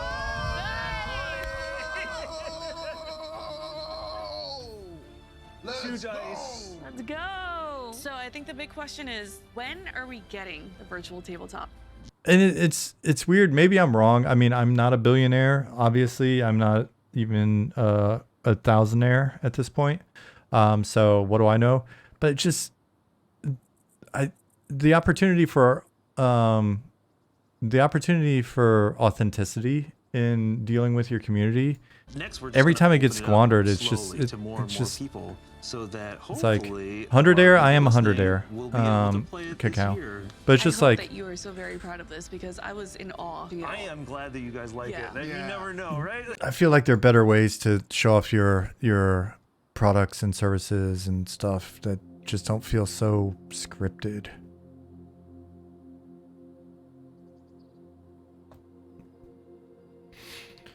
But what do I know? Infomercial vibes, yeah. But it looks badass. It looks cool to me. I don't know. You haven't seen me at any of the 100 Air meetings? Yeah, because I can't afford to get to them. Otherwise, I wouldn't be 100 Air anymore. With virtual play, how they replicate the smell of pizza, BO, and old farts? I don't know. I mean, I've got at least 2 of those covered on my own, and I can order a pizza. It's time to slay the dragon. It's time to slay the dragon.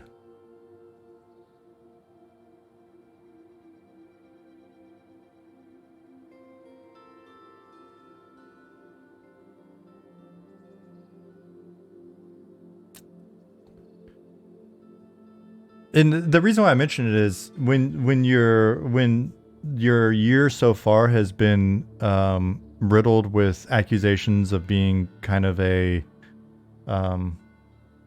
faceless corporation that doesn't understand the community, then it almost feels like it might be a PR strategy in and of itself to like try to be as authentic as possible with your announcements. Hey, Isan.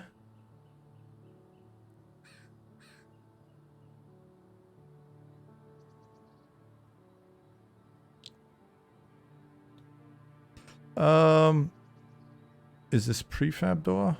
It is. Let's get, where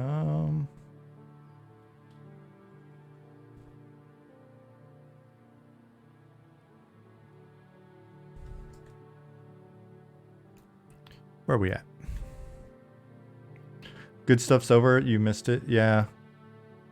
Sorry, Isan.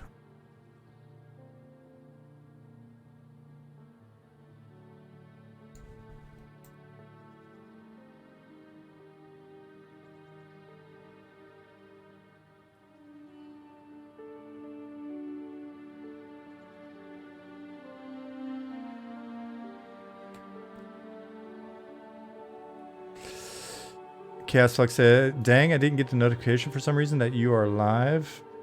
What did you miss? Oh, just the usual. Just the usual stuff. Nothing too crazy.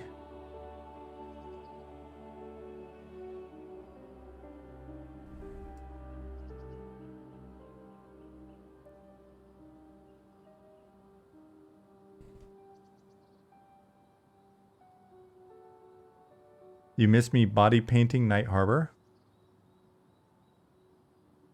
Trying to get people hyped for the test. Yeah, we're definitely doing that. Body painting Night Harbor. Speaking of paint.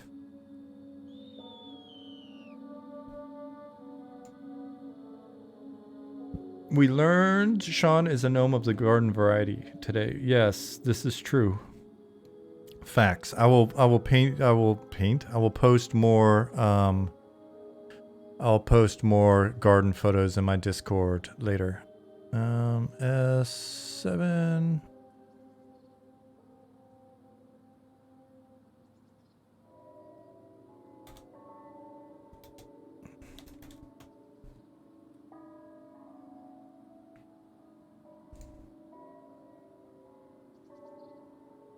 Yeah, my stream Discord instead of the Eminem Discord.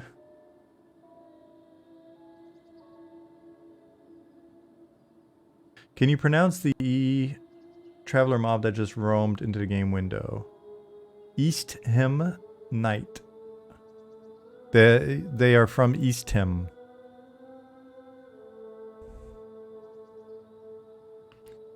Eastham on the East Coast.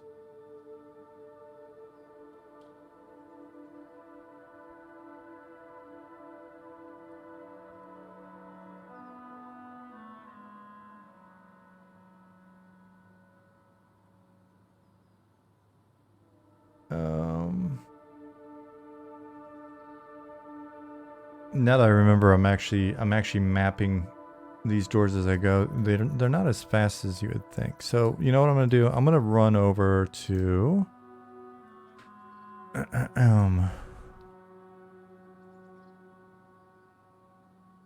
gonna run over to Sage side and plop some more dudes into the red mantle.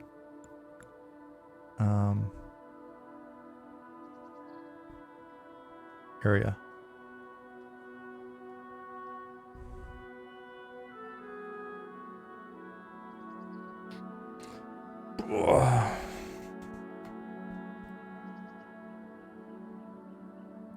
Oh shit, where am I going? I haven't been in here before.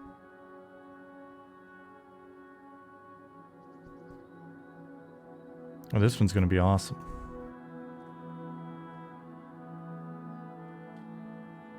Definite guild hall vibes.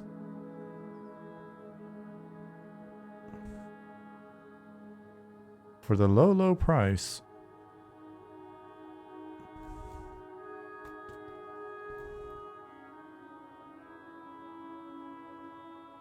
Yeah, it's a good one, right? There are a number of these over in the harbor area that I don't have a ton of familiarity with yet. Oh, going the wrong way.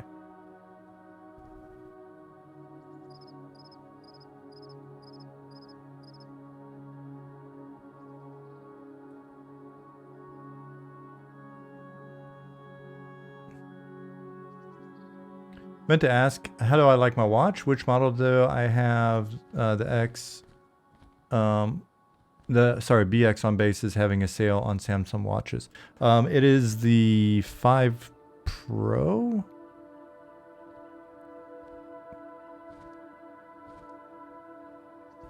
And so far I like it. I had it charging. When I sit down here, I'll throw it on the little charger.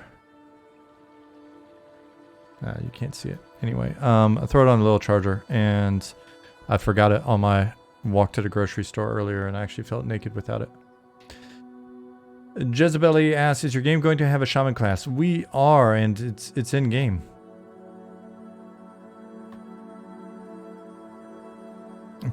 People are actually playing it. Maybe not as we speak, but my wife went all out. Yeah, it was a very sweet gift.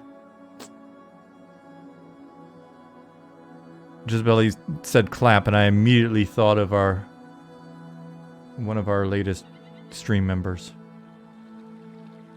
Shaman, do they have a slow? I could have sworn they did.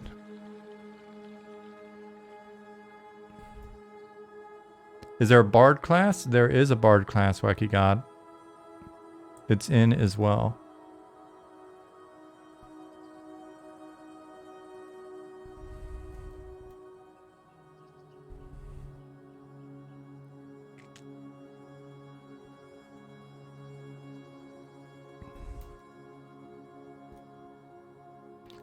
Is there a rogue class? There is.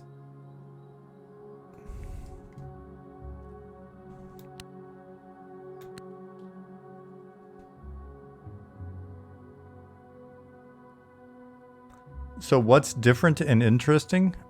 There's so much different and interesting. I can't even describe it all here right now. It would just take too long. You're going to have to dig into the VODs and also the Discord to mine all of that. There's so much of it. Oh, so that's different and interesting. Oh, I thought you said what's different and interesting. I'm like, that is such a broad question, Chaos. How dare you do that to me?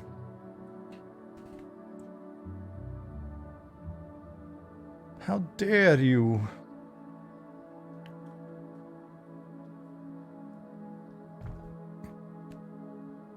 So I thought it made sense that they would be leather, but be able to wear some plate. So like they could find some breastplates that work or bracers that work, things like that. But we'll see how it winds up being. That was just me randomly throwing out suggestions. I don't know where the team's going to land on it.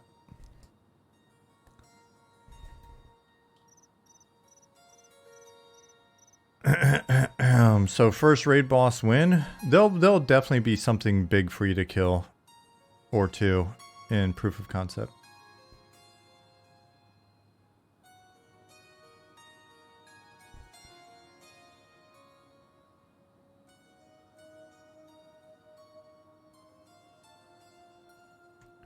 A lot of similarities with one of our favorite MMORPGs, but with the Eminem touch.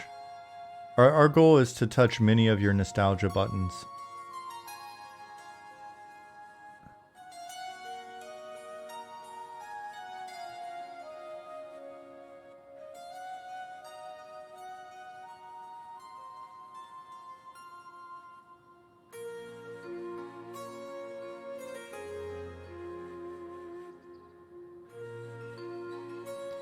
Will we do any?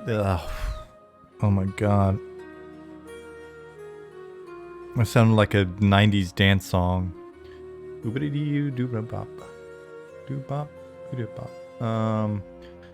Can't speak. So, will we be doing instancing for anything? Nope, there's no plans for instancing.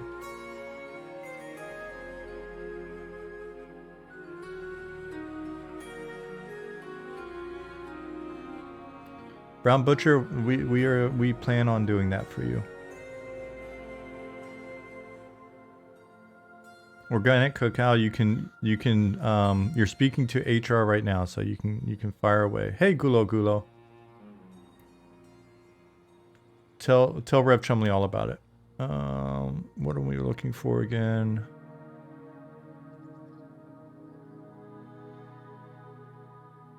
So my dog put himself in the kennel, and now he just snuck out of the kennel after being in there for a good while. I didn't even put him in there.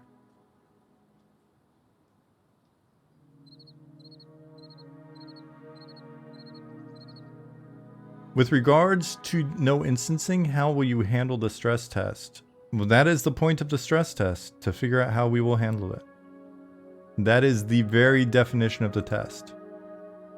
Well, I can't imagine there will be enough content for 500 plus players. Nope, I don't believe there will be. Did your dog close the kennel door too? That'd be impressive. No.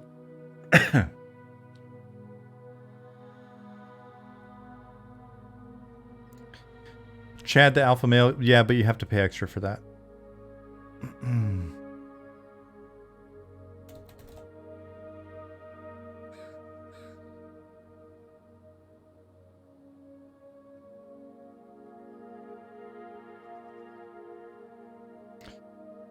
Lifewater, yep, Madness is our middle name.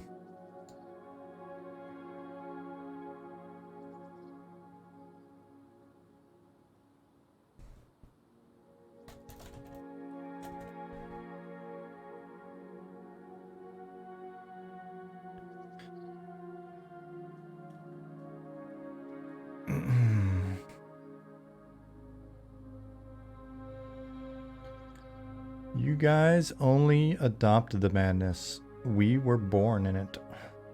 Molded by it. 358. Wacky God, you gotta answer that question for yourself on our Discord.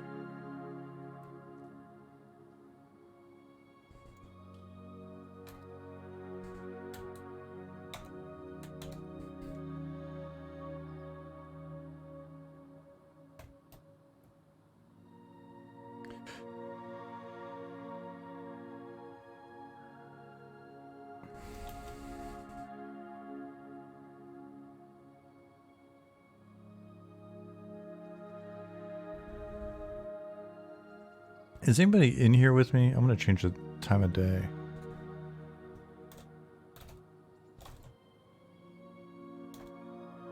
You can't find it in there. What? Look on the left-hand side and look for the word playtest in the channels. Find the playtest channel.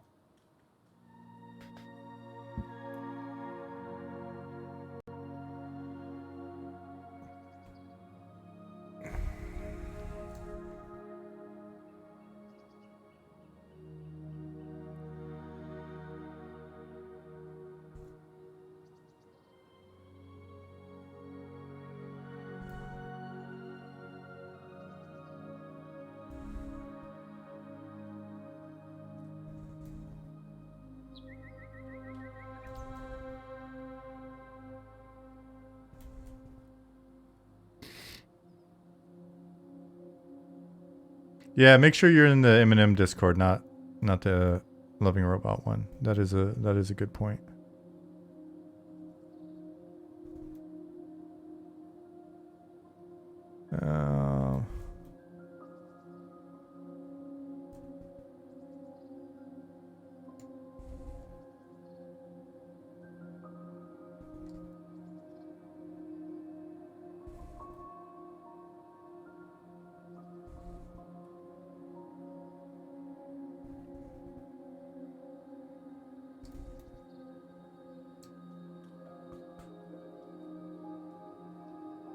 Checking that we're interested is the same as signing up for the test. No. It's just seeing if you're interested. We'll put out a link that we'll put out a link in a little bit that gives you the info for how to get into the test. Oops. Do you need to know you need to sign up for the mailing list to get the test instructions once they send out the newsletter? It won't hurt to be signed up on the mailing list.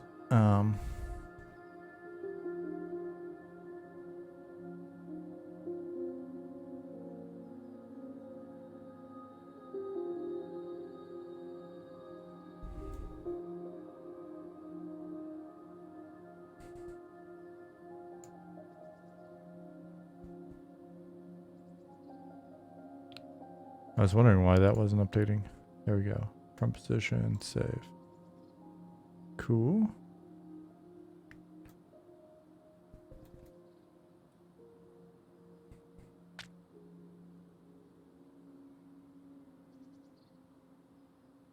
Yeah, I guess I could have been just placing doors, pop, pop, pop, noting them, and then coming back and updating the map and the naming of them in the database later. All right, cool. If I get done with this, then maybe I'll do that. I've got some of the Enchanter starter quest hammered out now, and so that'll be done. That'll be done this week, as promised. Though I think I promised it last week as well, but hey, whatever. So that'd be good.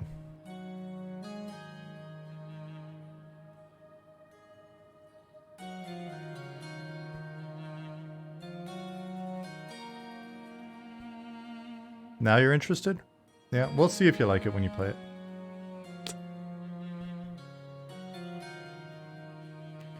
There are a few things I wanted to do mechanically with it that I was unsure of whether or not it would work, so there was a bit of time spent exploring that.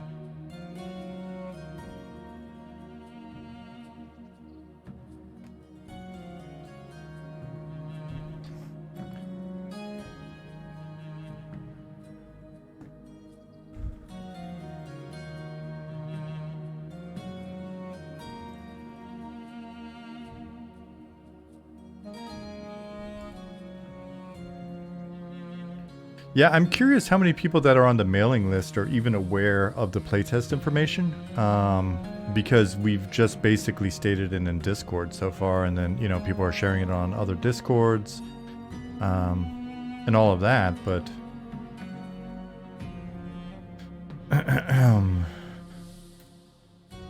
but the folks on the mailing list, we've got like 2,700. Let me look.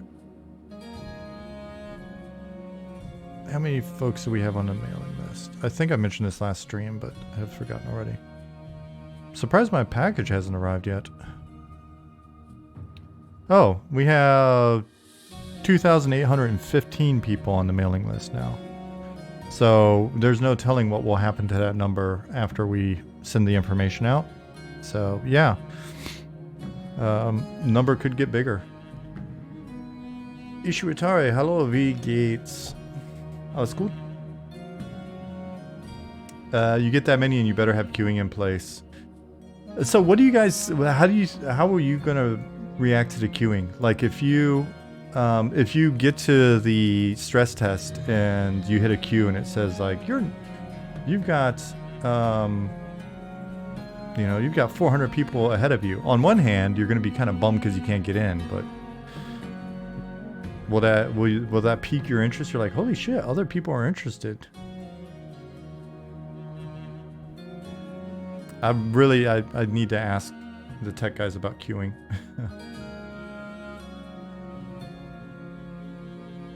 Not for a 4-hour test, you'd be bummed.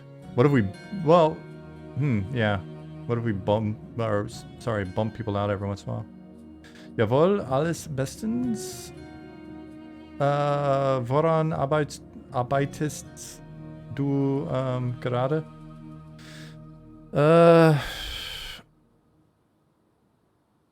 Ich weiß nicht genau, wie ich sage das auf Deutsch, aber wir haben Leute hier von diesen Red Mantles Faction, dass ich möchte hier, how do you say, place,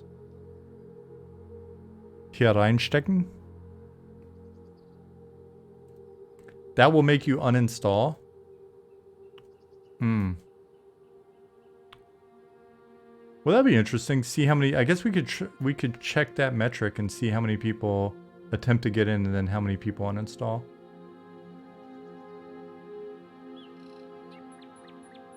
You'll cancel your subscription. Oh, damn it! Damn it!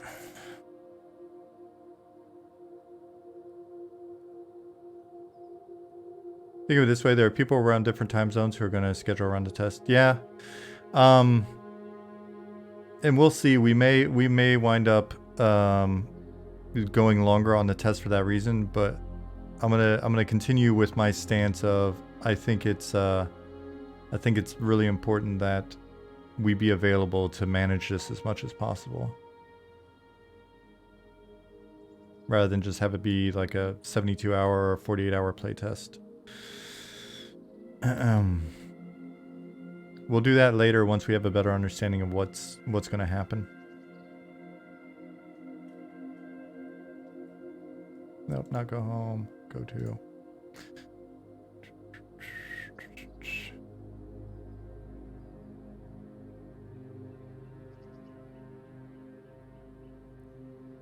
Clearly, that's where I wanted it. Thank you.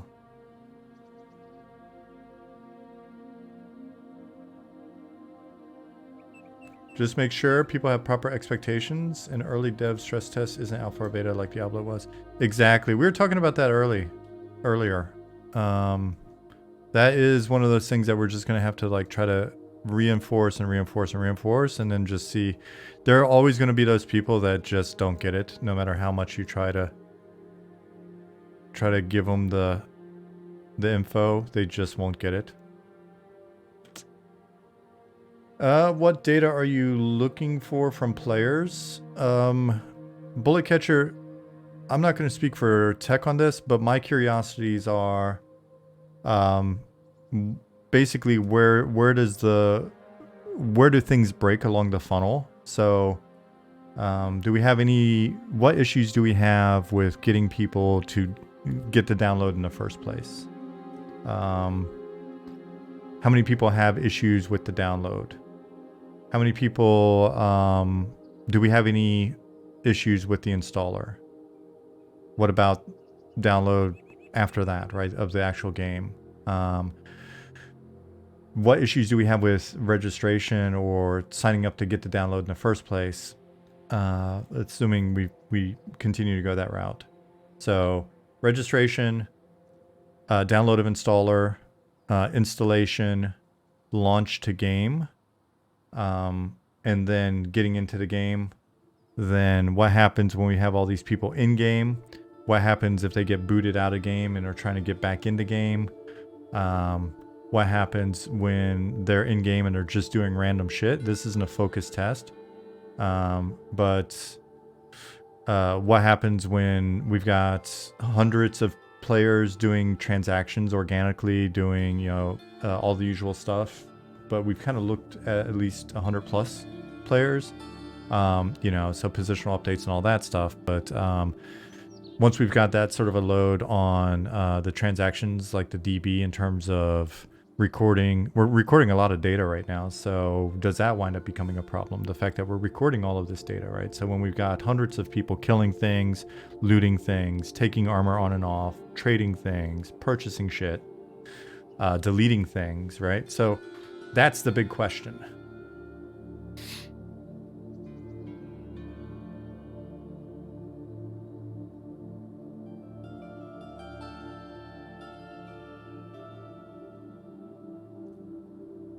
I think there'll be at least 500 players attempting to log in a test. Maybe we'll do like some sort of a raffle or guess or something. See who guesses the closest. Save. Yep, that's not what was intended. Did not update the position.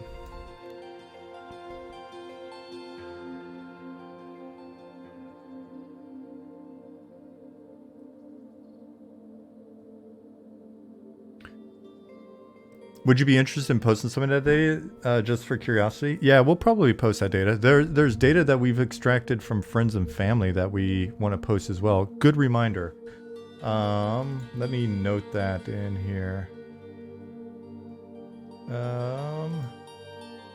Note to self, don't forget to grab the data from FNF that Ollie posted. Tag Ollie. Tag Ollie.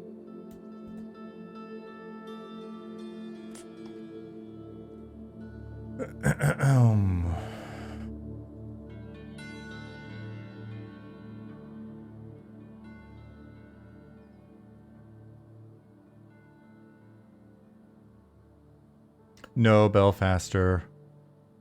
Nothing bad like that. Don't even joke. That would be horrible.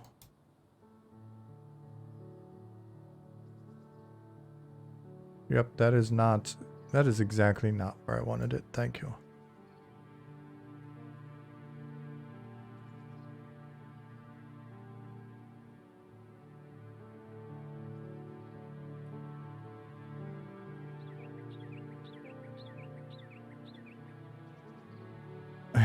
Ollie said, a loving robot, note to Ollie, update the data to date. Nice. Oh, man. All right. I want you to cooperate. Oh my gosh, that's one thing in the future that would be nice. Making the selection of these a little bit easier.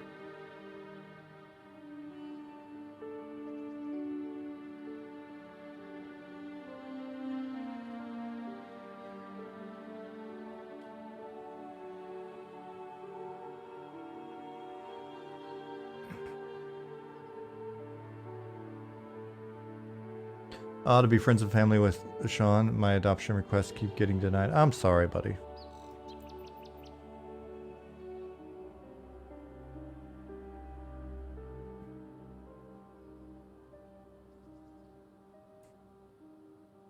And to confirm, only Night Harbor Zone will be available. Nope. We'll have more than Night Harbor available, but I mean, the original thought was we wanted to get enough people into Night Harbor for it to feel nice and full and get stressed, but I think we might not have a problem with that. So people will be running out into the other placeholder zones and stuff as well.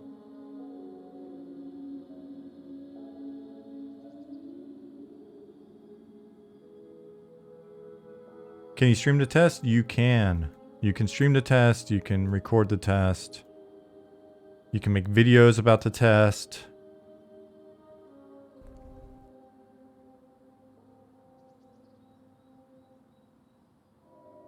Fun videos about it. I stood in the queue for 2 hours and now I crashed. Damn you, monsters of memories. Damn you. Can you blog about the test? You can blog about the test. You can write poems, Goblin, about the test. You can bake a cake in the shape of the test.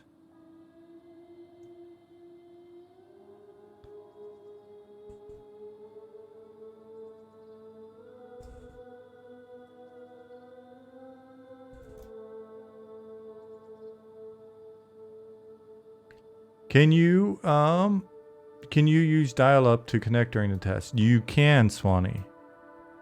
You can do that. I don't know the implications for the test, but can you tell your mom about the test? You can, if your mom's into what we're doing. If not, it's probably a waste of your mom's time. So, I mean, but if you're excited about the test and your mom is excited when you get excited, then I think it's okay for you to tell your mom about the test.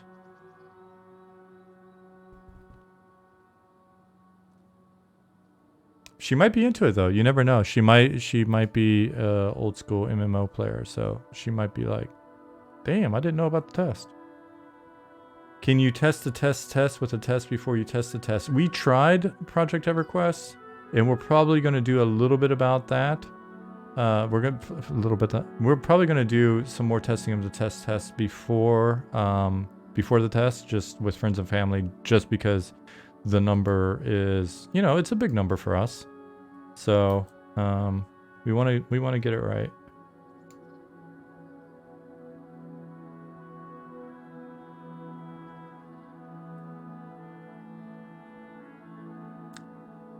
VGFX said I told my mom about the test. She is very excited. Well, yeah, I mean, of course. You being a contributor and all.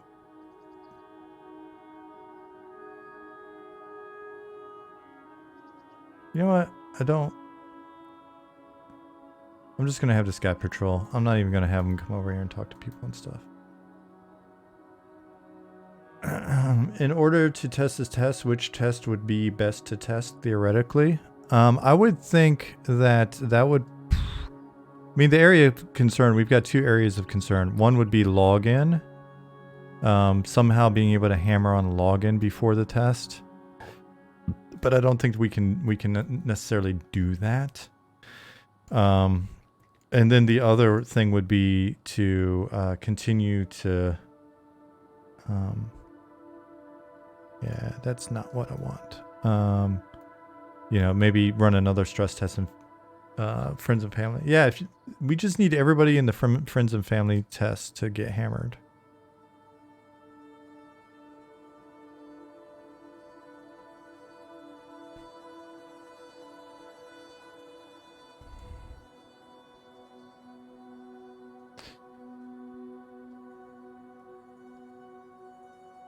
Get hammered right before it's time to slay the dragon.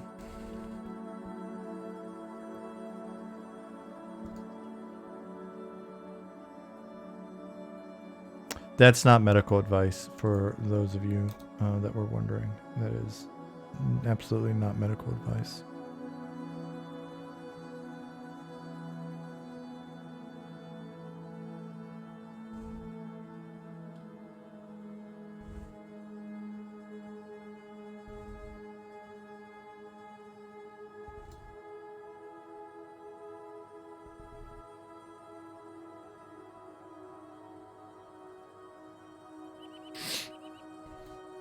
The best test you suggest is a quest test to invest by request. Nice.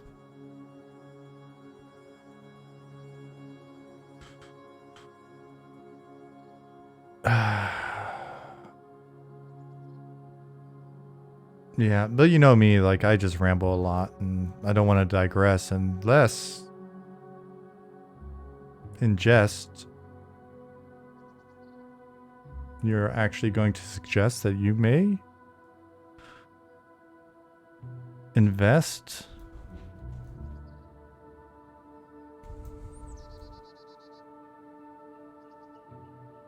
Question about the routes. How complex is it? Could you do a quick overview? What do you mean? Traffic cones look sus.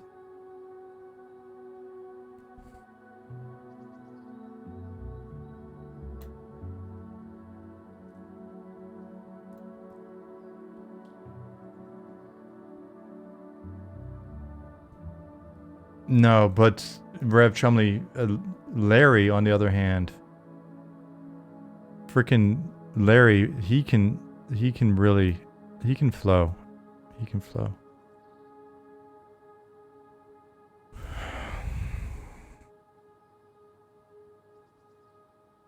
As complexity tool, can you have branching paths or anything? Not easily.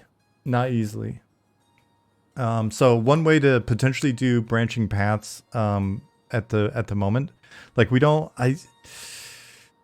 I haven't screwed with it. There may be a way. So like if I add a new command, this is probably more something if I sat down with Ali and asked a couple questions, it's maybe more ignorance than it is necessarily true, because there's a lot that we could do with the buckets, right? And so it's about how are we incrementing and decrementing the buckets in order to then get to like basically a new point, a new branch in this index. So I think we could probably do it with buckets. I just haven't really screwed with it much.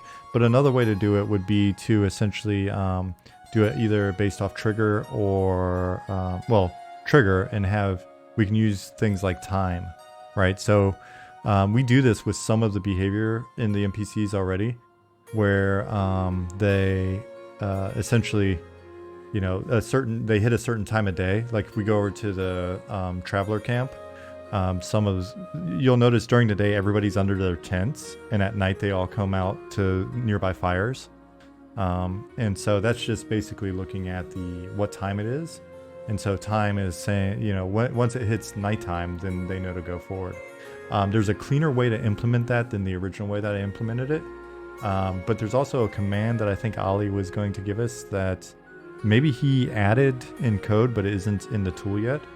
That will also mean that these sort of idling loops that we have will actually just idle instead of burning up cycles for no reason. So I'll show you in a second two of the things here. But so for example, this route now, if I just continue with like a base, go to create at, let's see, create here, right? Actually move this one a little bit so he doesn't clip the wall. And you gotta realize as well, I say this every time, I swear it's true. For whatever reason, when I'm on stream, I'm so distracted it goes slow. But when we're actually just working, the tools are pretty fast.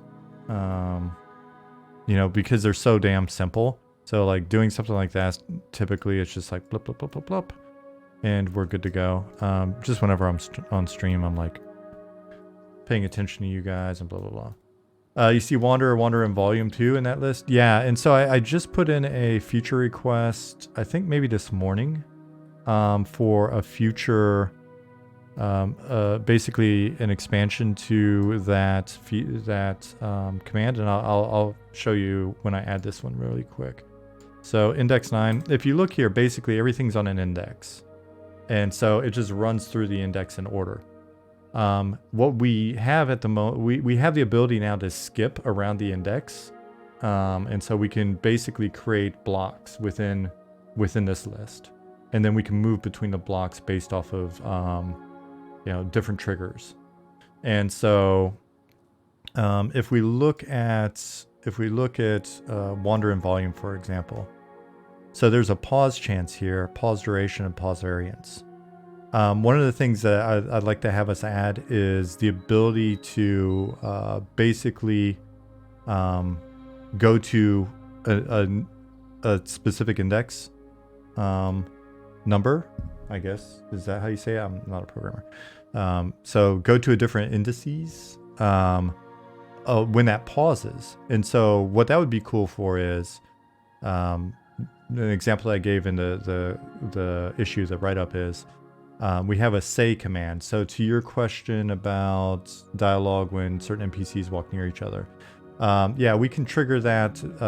It would be very deterministic. It wouldn't be based off of them necessarily knowing their proximity to each other, but instead it would be as he walks up to this corner here, if there are a couple guys standing there, what I would do is on that go to, which is 1, 2, 3, 4. So like basically, yeah, go to 4. The fifth index or the fifth command in here would be a say, and he would say a thing. Now I can get them to like say and trigger responses from each other, right? So he would basically say something and trigger a response from them in return. We don't have it yet, but we'll eventually get the ability to fire like a random string from a collection of strings. And so right now, if I say something like I hail an NPC, then the NPC is always going to have the same hail text. In the future, it could have any number of responses within the block that we set up of hail text. That's the way we used to do it in like EQ, and I think DCUO, we probably did it, and I know other games. So it's fairly straightforward. Now, the way that we can get kind of hacky is, and it's kind of fun, there's like a multiplicative effect of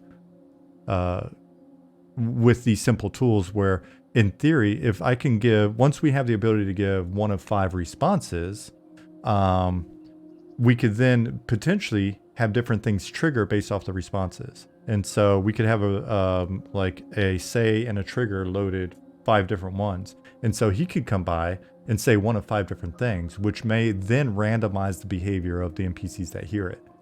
And so it could be that he comes by and says, "Hey, how's the weather?" And somebody says something in response. He could come by and say, "Hey, I was at your mom's house again last night," and that could lead to a trigger of aggro, and then they get in a fight over there. Or it could come by and say, "Hey, have you checked on so and so the other," and then, "Oh, I forgot," and then that guy would go up and check, right? And so that type of simple, basically, all of those things are very simple pieces, but just the ability to randomize a little bit then allows us to do more with the triggering. And once we've got base pop in, then is it akin to invisible shouts? Yeah, because essentially invisible shouts were us just with plusified text, which turned them into triggers. And here we just have triggers built in. So with the wander and volume, what I want to get then is anytime there's a pause, then they can also fire off, like basically they can move to a different index point. So that would be cool too, because in theory I could wander in volume, and then like I've got a little goblin in with the gnome that I put in for the enchanter quest, and his best friend's a little goblin, and they have a curious goods shop just down the street here. And so that guy's just wandering around in a big volume that is the store. So he's going upstairs and he just pauses and stuff like that every once in a while.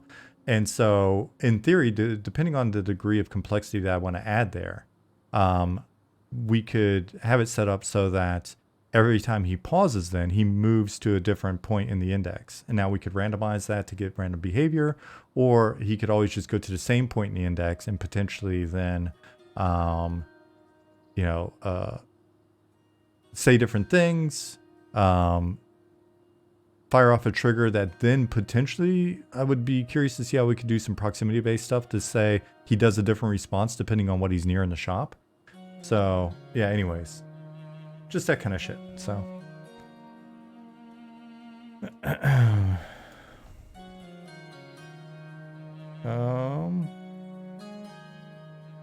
so this actually needs to be a go-to. And then we need to create a click.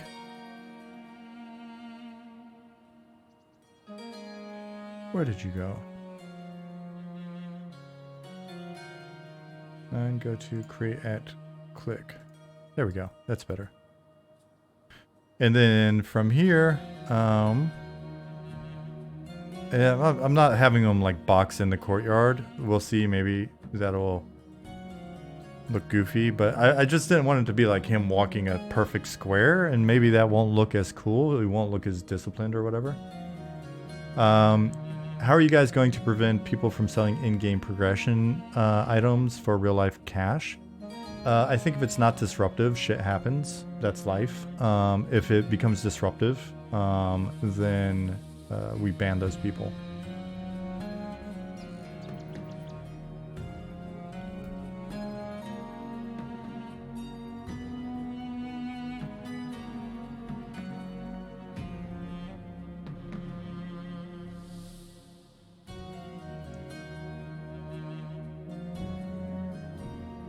Here walks the hero of Night Harbor, Chaos Flux, as I walk by certain guards.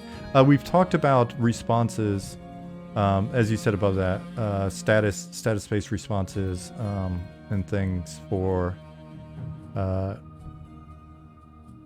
different in support of certain systems or content. So it's on the list of things to discuss.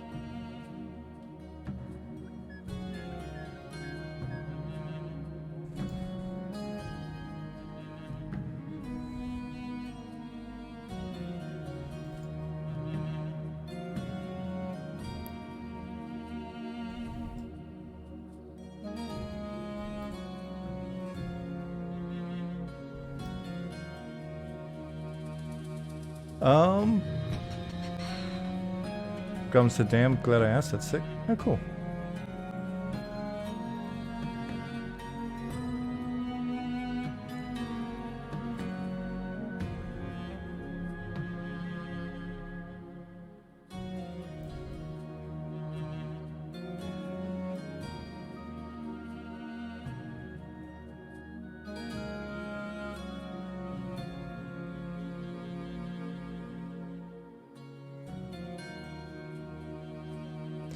Red Mantle's got a coat of paint since Tuesday. I noticed they were looking sharper. Good job.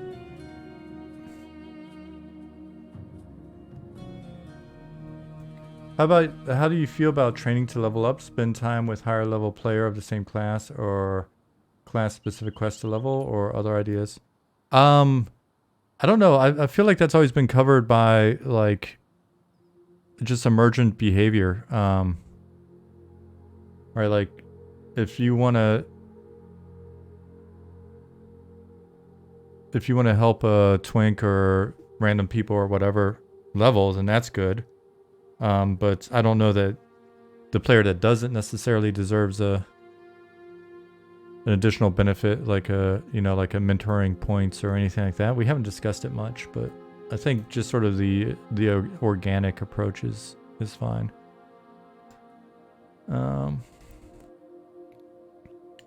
I guess I should finish this.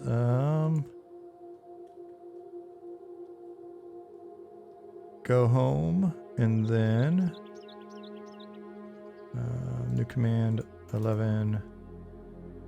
Set active command 0. So see what's happening here. This set active command that we have allows us to jump to different places within the index. That makes sense.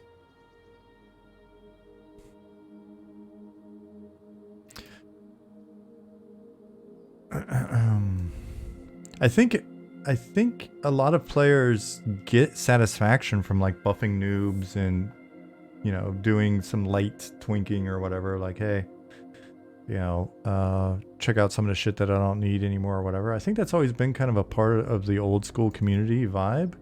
So, I mean, I don't disagree that systematizing the assistance of new players is a good idea. Like, I think there are some great ideas to be had in there. I just don't know that it's a priority for us at this time because of the kind of behavior that exists, especially if we can keep cities relevant. Because, you know, one of the reasons why there's such a strong push to keep cities relevant, and we're trying a number of things and we'll see which ones work and don't work or whatever.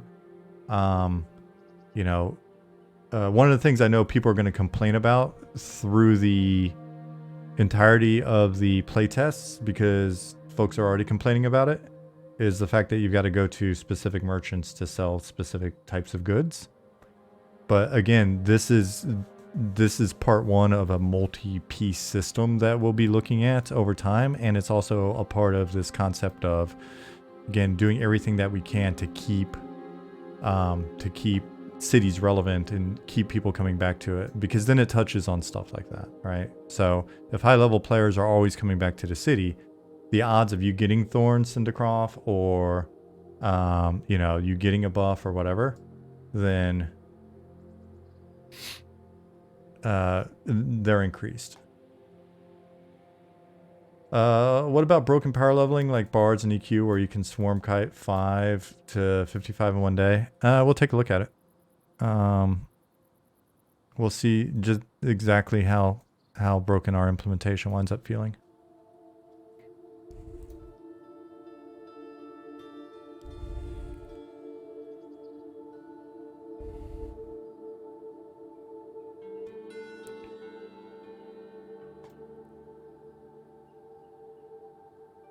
So, yeah, at the moment, there is some tool work that we need to do. Overall, happy with the stuff that we can do with the tool, but there are some, like, it gets quirky and a bit buggy in its relationship to the DB at times. So, like, we've got this index sort of 0 to 11 here. If I wanted to come in and put something in the middle here, or even, you know, and I've got when he returns home to pause, like when he gets home, I guess I could do it here. Like, let's try it out and see. It's just been, there have been times when I've saved stuff, and then it just, the data gets a little garbled, and then I've got to go into the database and manually edit some shit, and gets a... plus, it produces a market for players to introduce mule services where they take a cut of the sale and take your loot to the cities. Brown Butcher, I am so hoping that winds up happening. I'm so hoping. Got my fingers crossed that when we get the pack animals in and when we get sort of these constraints in, that it's gonna work out. Keep people in major cities by providing better benefits for crafting, trading, and/or specific resources only purchased in major cities, or perhaps by ensuring that housing is functional instead of just cosmetic. All of those things as well. Chaos Flux. Oh man, my joint. Ow. So, like, in theory, let's see if we can do this real quick, because I'll only change one command. I'd probably just toss destroy stuff rather than mule. That's fine. I think that's going to be the case for a lot of folks. The question is there enough... Are there enough people there that... that will participate in the behavior to make it worthwhile?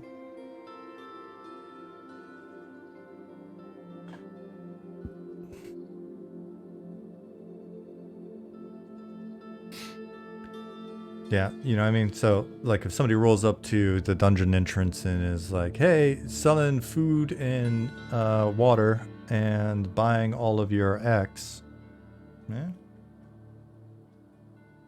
We'll see. Like I said to the team multiple times, it could be just this is one of those paper design things that sounds good on paper and then winds up not being used and feels kind of goofy. And if that's the case, then all right. You know, I'm happy trying some stuff and taking a little L, and we know how to take it back, right? Like, you know, we know how to basically do the other thing. New command 11. Let's have them say.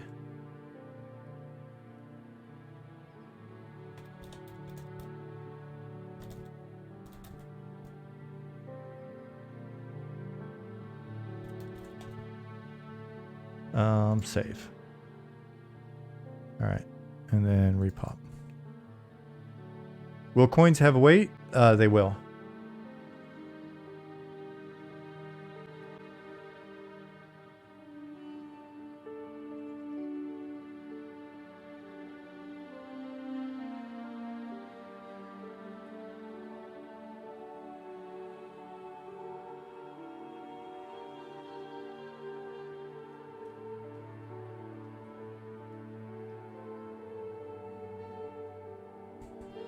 Is there going to be an easy way to know which vendors buy the items or how much they are worth when sold? When you...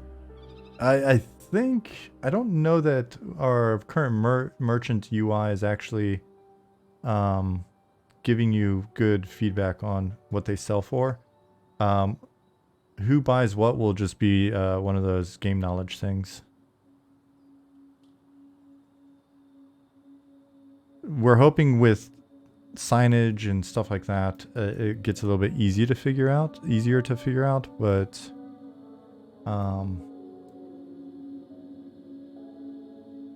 are banks linked? Yeah, for the time being, all the banks are linked.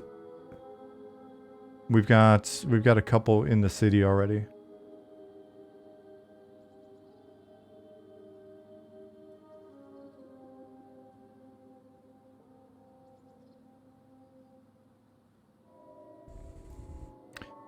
Year Zero said, oof, definitely don't like the idea of coin weight. That's just a quality of life feature every game should have.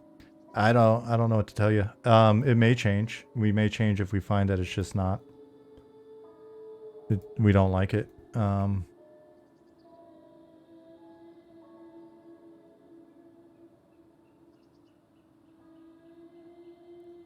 There we go. So he just walks around and then says everything looks secure at the end of his loop.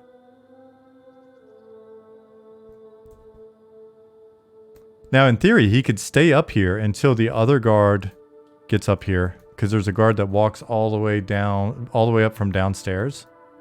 And when that guard gets up here, he could say, everything's secure down there. Go check the courtyard, and then this guy will not move until then. So I may put that in just as a fun little thing, per the question that Goblin raised earlier. So do guards look at you when you walk by? They don't. Turnip. Holy shit. Thank you for 32 months. I need to, like you said, I've got to update the badges. Year Zero said, great looking game so far. Thank you. The team appreciates that. Coin conversion to gemstones for weight reduction. Definitely feasible.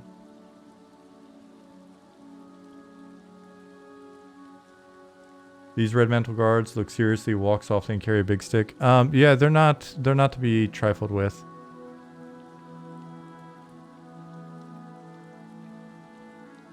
Turnip, it's a good suggestion though. Like I said, it has been on my mind.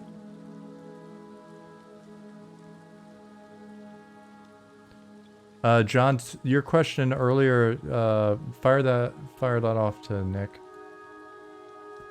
Brown Butcher said, if an idea doesn't work out, at least you test it and collect the data on it. Failure is a great way to refine things. Yeah, absolutely. Especially when we know what we'll wind up doing instead, right? Like, so when we try something, if, for example, the merchant thing or the coin weight or whatever, if we find that it just isn't working the way we had hoped, then we do the other thing. I mean, it's all of, you know, it's all of like one SQL script that just kind of updates shit and boom, or one change to a feature or a little tweak in code. So it's not a big deal, but it's better to try this stuff now and see if it works, and then you know, remove it if it doesn't.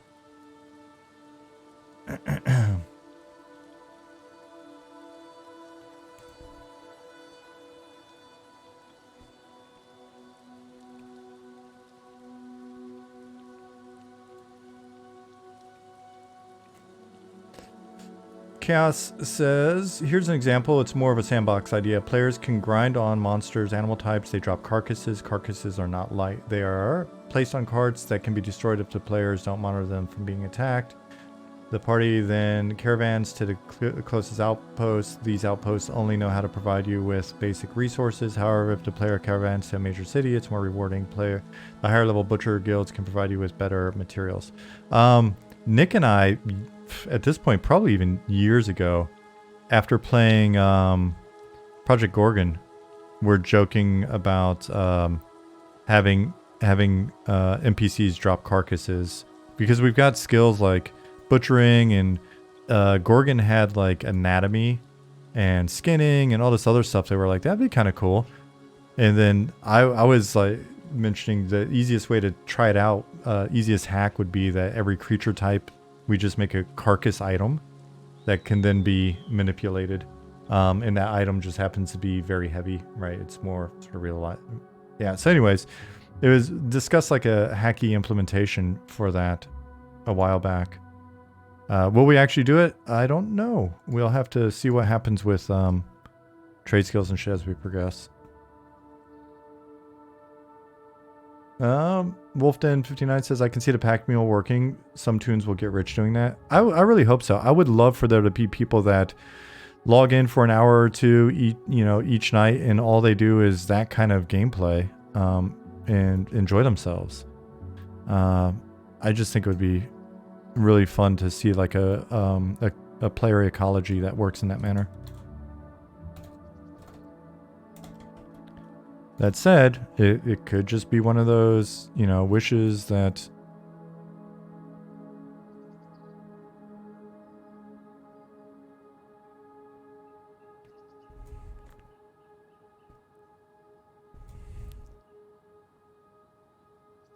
doesn't really, you know, do much. I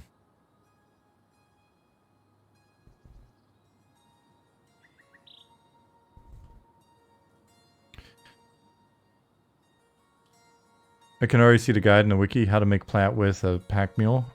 Man, I hope so. That would be super cool.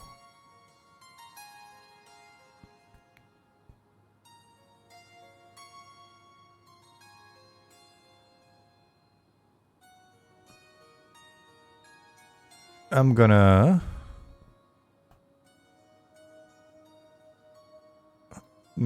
basically make some notes and then prop this out a little bit very soon, and then that'll help me think about the remaining NPC placement. How much is dev wishes versus dev time for a game benefit? What do you mean? I mean, I think I know I'm roughly in the ballpark of your question, but it'd be better if you... Mimit Rice said, I'd definitely be one of those people. I've always been more a trade skill casual leveler and not someone who strives for in-game content. And bless you for it. I love it.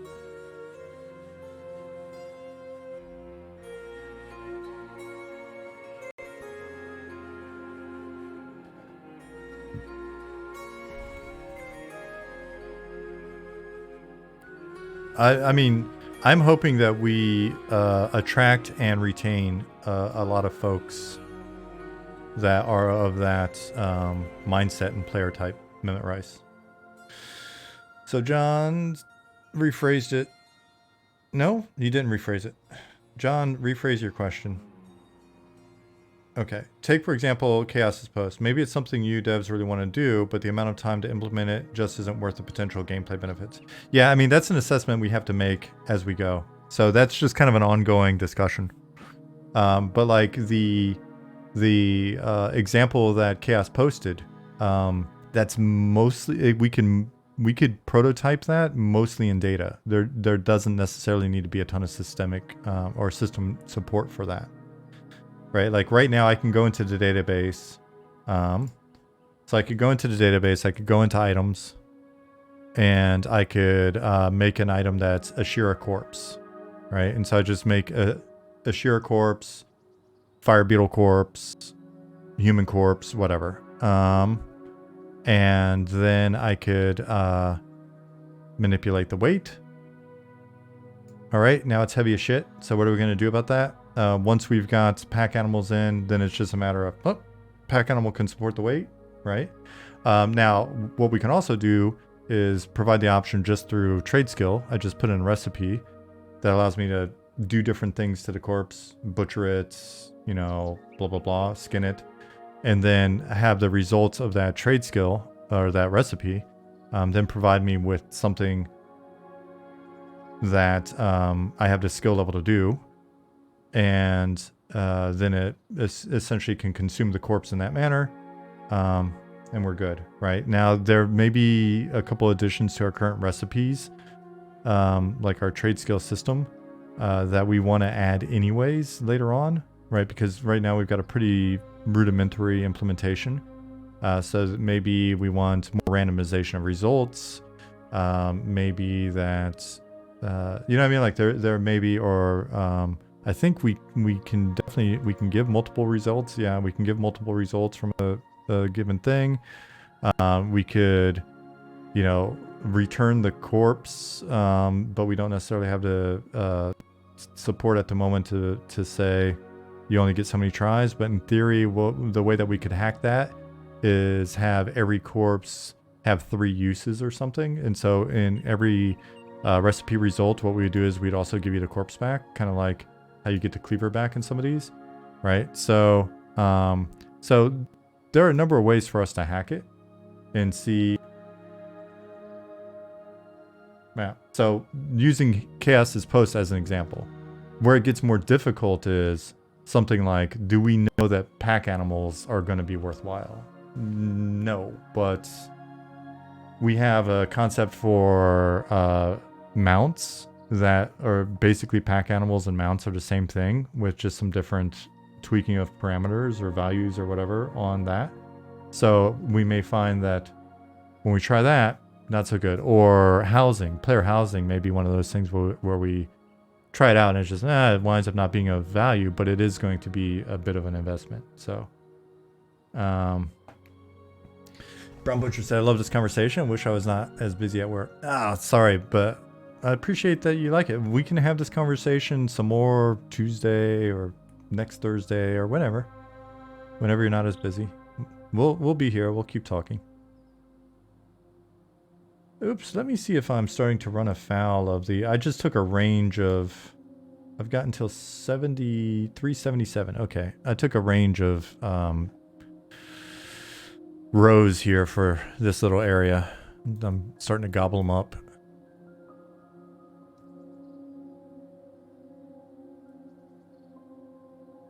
It depends on how pack animals are implemented. I think using summoning scrolls where they act as a way to store items and then have them unsummon as active...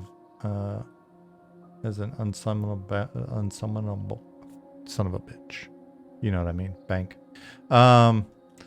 We're gonna, our first iteration of them will be very much about them being in the world. Like I think I mentioned before, we want to try the concept of your pack animal, your mount can be attacked and killed and leave a corpse.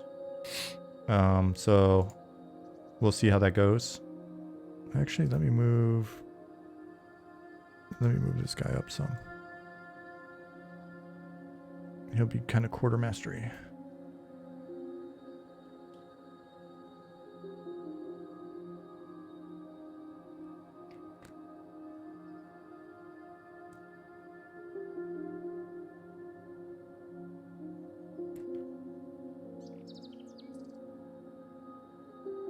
Will ranger pack animals be able to take death touches?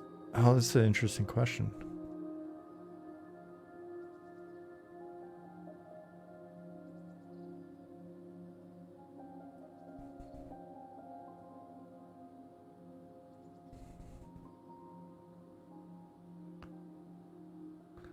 Would be awesome if banking food like nasty sounding food gives ogres beneficial stats and could races negative effects.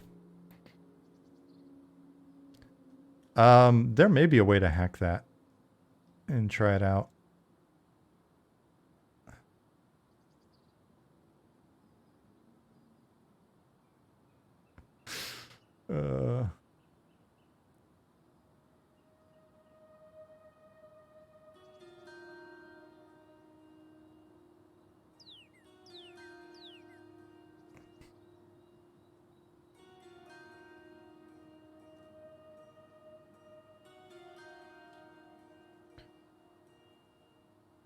Death touches are such bad gameplay. Oh, come on.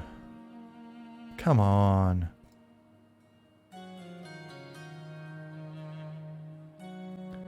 Don't be a party pooper.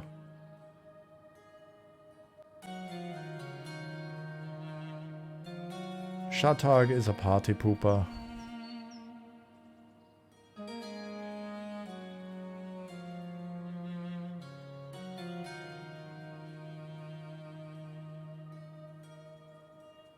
High level death touch can be partially resisted to give negative status instead of death.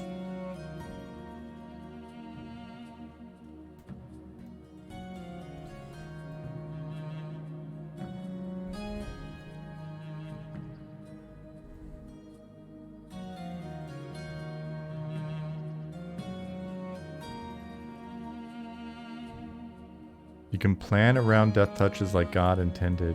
That's hilarious.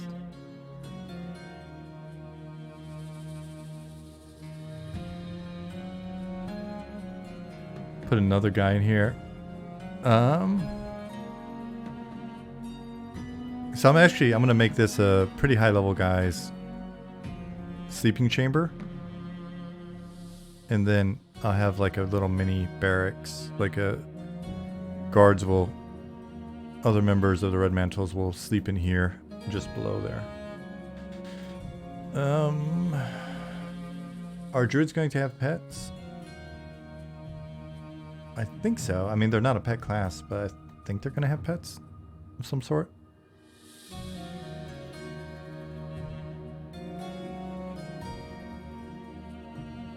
High level in power, John. I've got the feeling you're just being a little sarcastic.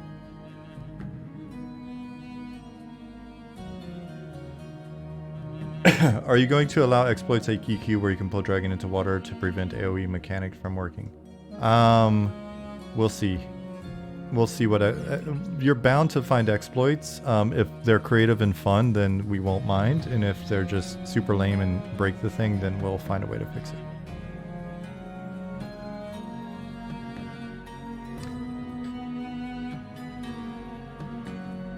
Are there plans to add /pet which doesn't have subcommands in order to order your pet to do things, but a way for you to pet and increase your pet's happiness? Actually petting of different things, we've talked about a pet emote that similar to, like, I guess Final Fantasy XIV does it very well.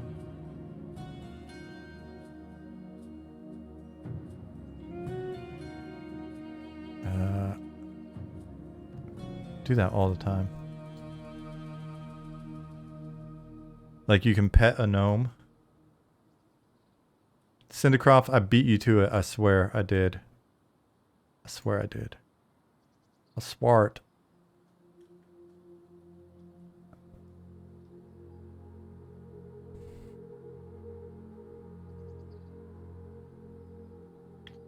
Can you have and ride elephants? Yes. I'm just gonna go ahead and say that. Yes. Yes to elephants.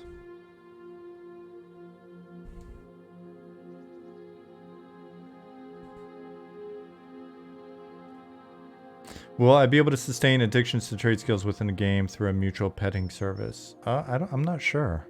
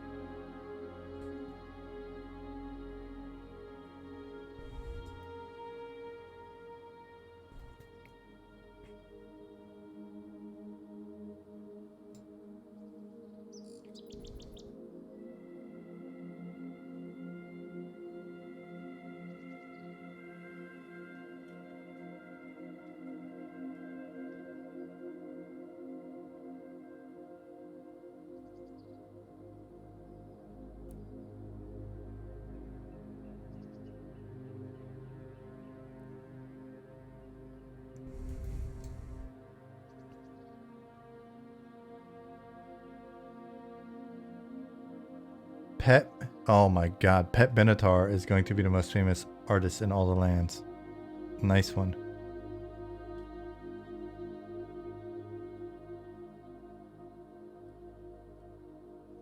Nice one, guys.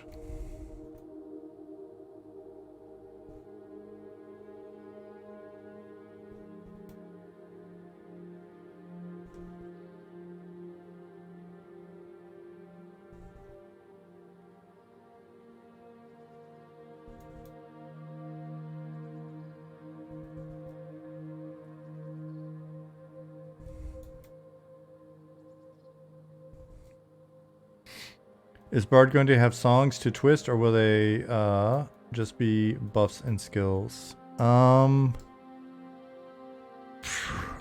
and Nick are the best ones to talk to. Ask about that. Hit them up in Discord. I could have sworn there's a desire for there to be a bit of a like basically a twisting type component, an active component that doesn't give you carpal tunnel, but I'm not sure. What type of respawn games are you adding? Gyms? Probably not gyms. If we had a ton of time, definitely have have a game idea that I'd like to see implemented. Nalderstorm asks, did you go to university or some other form of higher learning to learn how to game develop, or are you self-taught? Self-taught. I tried to go to college. I didn't do very good at it. I just partied too much. And did not take it seriously. I played a lot of Populous on the Super Nintendo. Drank too many beers. And so I joined the army after that. And then after the army, I opened a skateboard park with my family. And then I found EverQuest and decided I was going to make video games, and here we are. Here we are.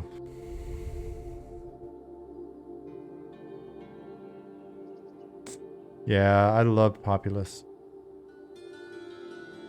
Joined the best job in the army, infantry. It's true. They said, what do you want to be? Private Lord. And I said, I want to be an airborne ranger recruiter. And they laughed and they gave me a contract for that. And then they laughed some more. And then I went to basic training.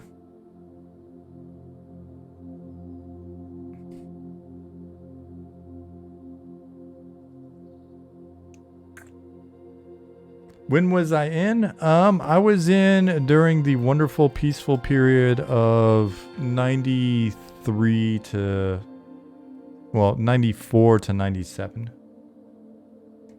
You're a vet yourself? Well, right on. Yep. I had a pretty chill run.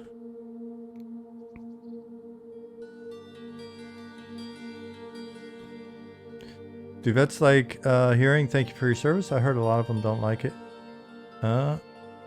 Aramisk, do you like it? I'm not going to speak for you. For me, I appreciate it. I appreciate the sentiment. I feel guilty when someone says it, though, because it's like, you know, there's a whole shitload more I could have done, but that it wasn't in the cards for me. I didn't elect to do a lot of things that when I look back, I'm like, oh man, I think it would have been good to do a number of things. So I feel a little bit of guilt. And you know, I feel I have zero regrets in life because I would not be here if I changed anything. I wouldn't have my wonderful wife. I wouldn't be working on this project. I wouldn't be talking to you guys. I just wouldn't know. But I would say if I could live two lives at the same time, I would say the only thing I look back on of all the random wild and crazy shit and good stuff and bad stuff that's happened, the only thing I look back on and wish I could in a parallel life do differently would be my military service. And I would have taken it a lot more seriously. And I would have taken advantage of a lot of the opportunities that were in front of me. And I would have worked harder and trained harder, and I would have been a better soldier. And I would just do a lot of things differently. So it's one of the few things it's not a real regret, but it is an area where I do wish I had the youth and opportunity to do it again. And so whenever I think that, like, I've thought about that a lot, especially lately, and whenever I think about like what would I have done differently, it motivates me. I mean, I'm 48 years old, so I'm not necessarily super young, but it does motivate me a ton to like, all right, well, train now, learn now, become a better person now. So that is something that I discussed with my wife even. It's like, you know, I realized I hadn't run all winter, and that was forefront in my mind when I went on my run a few days ago. So need to get back out there and get some more running. Esan said my recruiter was mad I went into the infantry. I originally joined on a 6-year computer programming option. Oh, interesting transition. Tame Nova says I'll echo the same opinion. I guess that was in reference to something I said. Cindercroft said, I smile and nod. Don't bother me one way or another. Fair enough. Yeah, Nicodemus, that's the thing. I absolutely wouldn't do anything different. I like being here. Bullet Catcher says, I usually say thank you for your support. Some civilians just want to acknowledge our sacrifice for they are not able to do it themselves. Yeah, like I said, I appreciate the sentiment for sure, but I don't feel super deserving.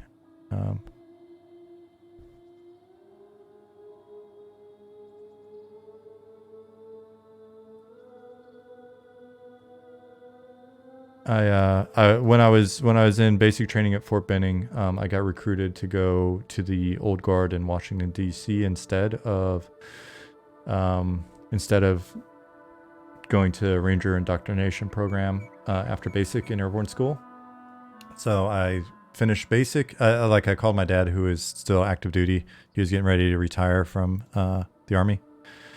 And I called him and asked him which would be better for me if I stayed in the Old Guard or going to like a Ranger Bat or whatever, straight out of the gate. And his company commander, who is a former Ranger, blah, blah, blah, said, go to the Old Guard. So I went to the Old Guard instead after airborne school, which Old Guard was a pretty awesome experience. But then, you know, a number of people that I served with in the Old Guard stayed in, and then they went to war and stuff, and a number of them didn't make it. So kind of makes me just wonder what would have happened if I had done like a couple of guys that were in my unit, because we had a pretty high SF selection, like qualification rate. Like my unit, when we sent people to qualify for special forces, typically did pretty good.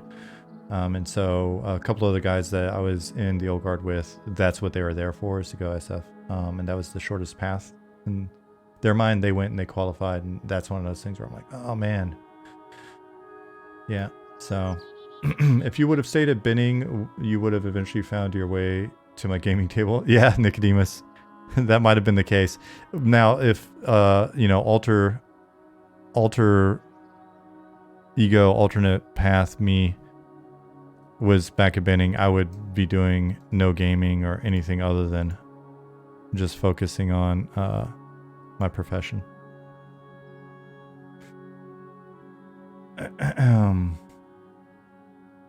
Was the transition to civilian life hard or easy for me? It was very easy. Very, very easy. Because the Old Guard, I mean, most of the time when we either weren't playing soldier somewhere, you know, doing actual army stuff, or when we weren't, you know, on like, well, even when we were on quick recall or whatever, because we're sort of quasi QRF for the military district of Washington. Like when we weren't doing that stuff, it was for the most part, it was kind of like a, you know, 9-to-5 job. If instead of 9, you mean like 4:30, and instead of 5, like 7. But we had evenings to go out and do shit. So.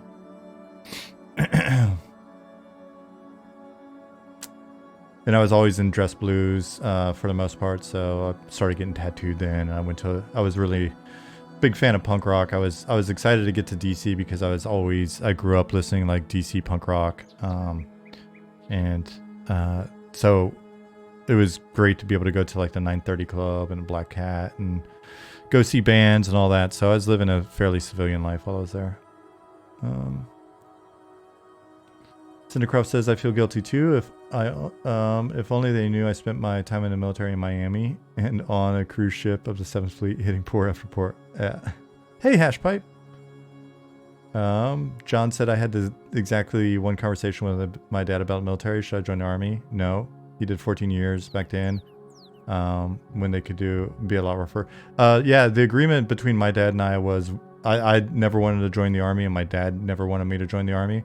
But when I stopped going to school, when I basically just wasn't doing anything with my life college-wise, I was finding myself getting into some trouble. So there's some stuff with me and fighting and the people I was hanging out with and shit that we were doing and stuff. So I've got myself into a situation where the best option for me at the time was to join the army. Oh damn, 930 and Black Cat, nice dude. What year were you in DC? I lived there for a few years and played in a band. We played both Black Cat and 930. Bullet Catcher, I was there 94 to 97. I worked at the Capitol Ballroom in Southeast DC as security. If you remember that place, depending on your age, you might. If you remember old 930, then you should maybe have heard of Ballroom. I worked at security at the Ballroom in 96, 97. And that was an experience. I almost dropped an F-bomb. That was a freaking experience.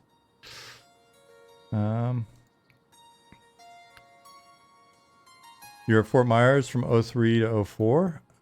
Worked the Pentagon security for a bit during highway construction.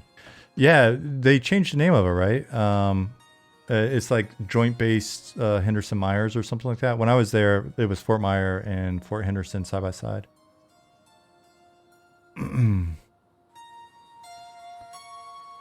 Yeah, it's weird. One of my ex-wives, she was from that area as well, and she had actually been to a show that I was at when I was there. She was a fair bit younger than me, so she was early teens when I was stationed there. Then when we met each other in Austin, come to find out we were at the same show at some point. It's a small world. Swanee Sweat said instead of SF you went to EQSF path, you know, Scaff Heart. Yeah, exactly. Team Nova said, well, I was Air Force and it's hard for me to feel like I sacrificed a whole lot when I know plenty, even in the Air Force, that with me it really did. Yeah. It's funny, the older I've gotten, the more I've learned about different MOSs and specializations in the different branches. I've grown to appreciate a lot of folks and a lot of different servers a lot more. Thank you for the Prime sub. Thanks.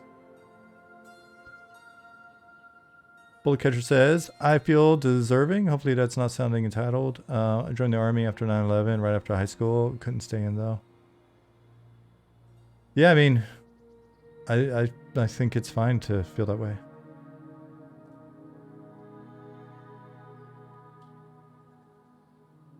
You worked Pentagon security for a bit during highway construction. You know, when you said that, it reminded me, the old guard unit,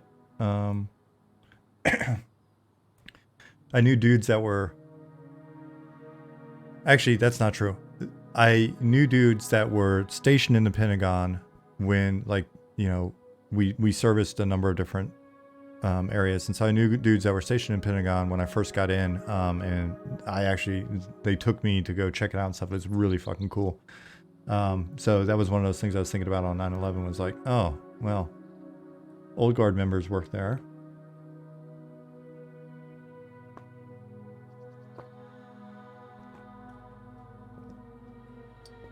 Yeah, there's a number of those guys that were first on scene as well, but yeah. Yeah, so there we go. New commands. I remember what I wanted to do here. We did that. Cool. We'll have this go to create a click. Boom.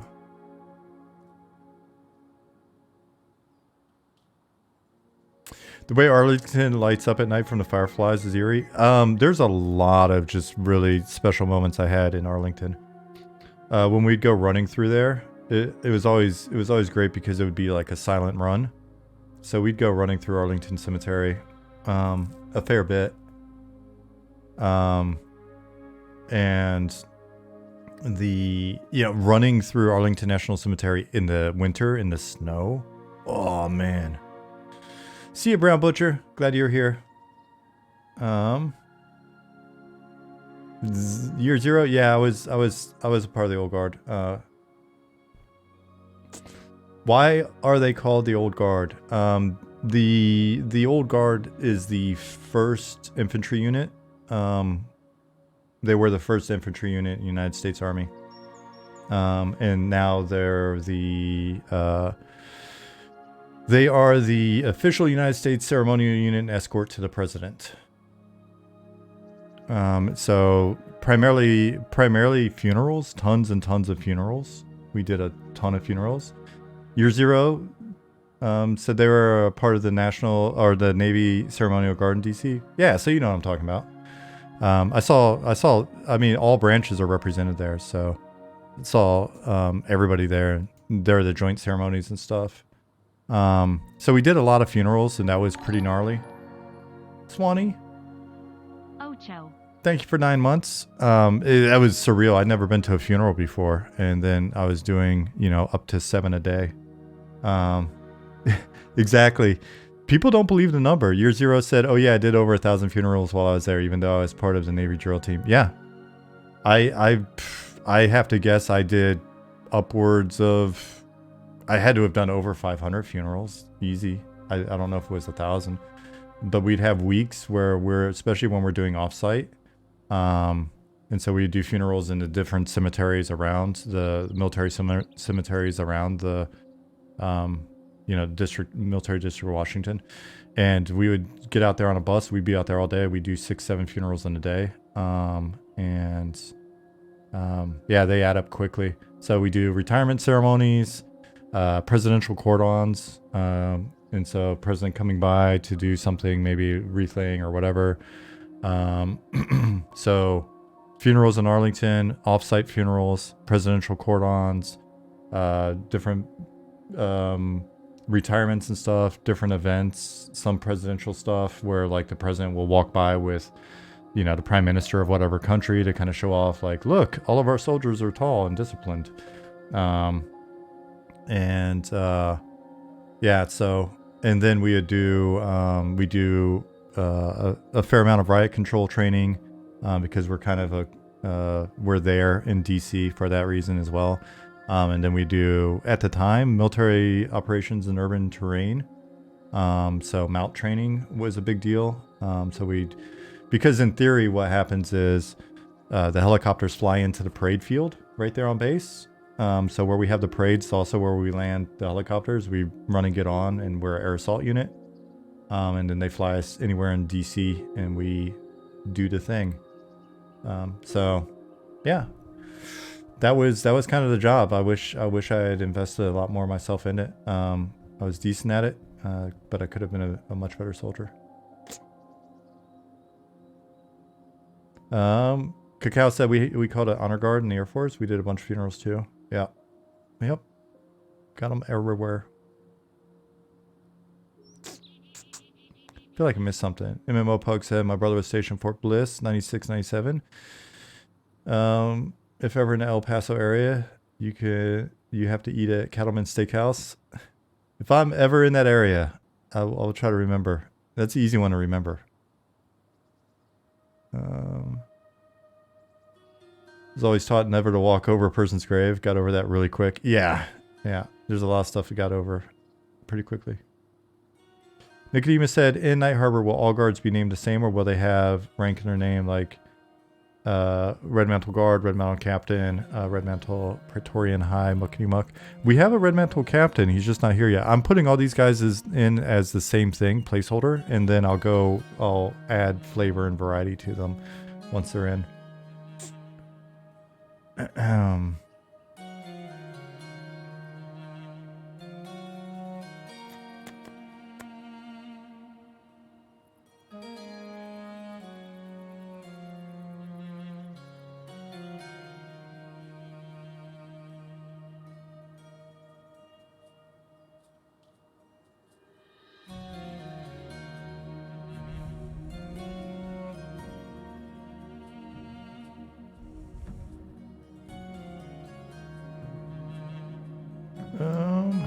New command 0. Let me wrap this guy up and then we'll wrap things up. Pause.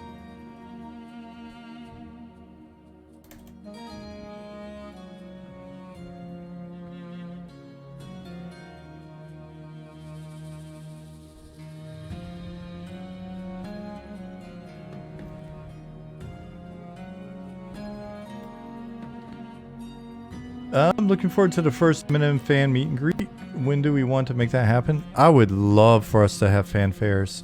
I really like that when we were working on EQ.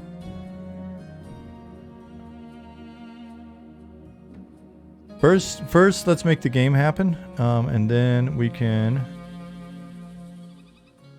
make the fanfares happen. And if we make the game happen well enough, then it should be something that's not hard to pull off.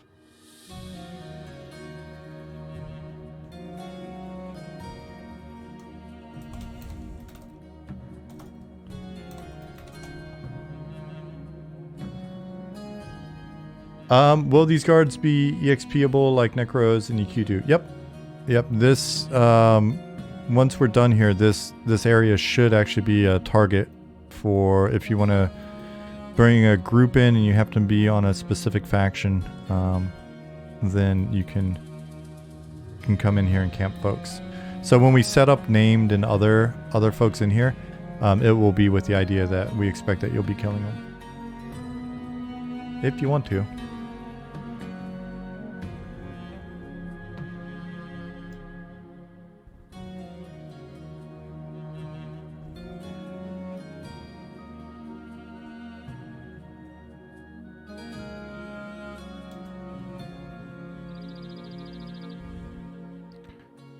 Of course, that's absolutely where I wanted that.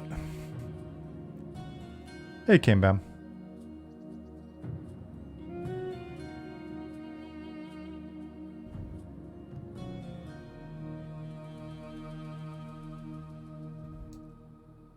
Really? Oh my gosh. I can't wait to, I can't wait to improve that. There's something with that.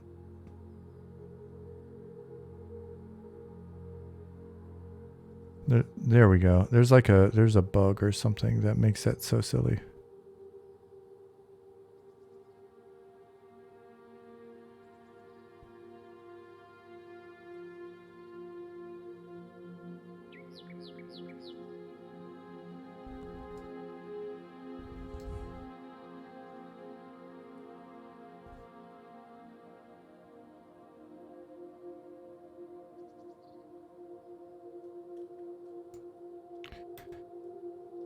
Create at click note there.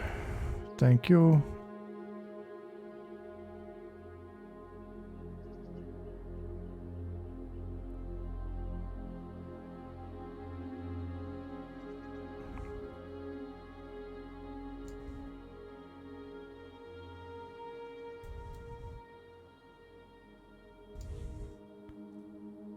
Get position, save. New command 6. Create a click.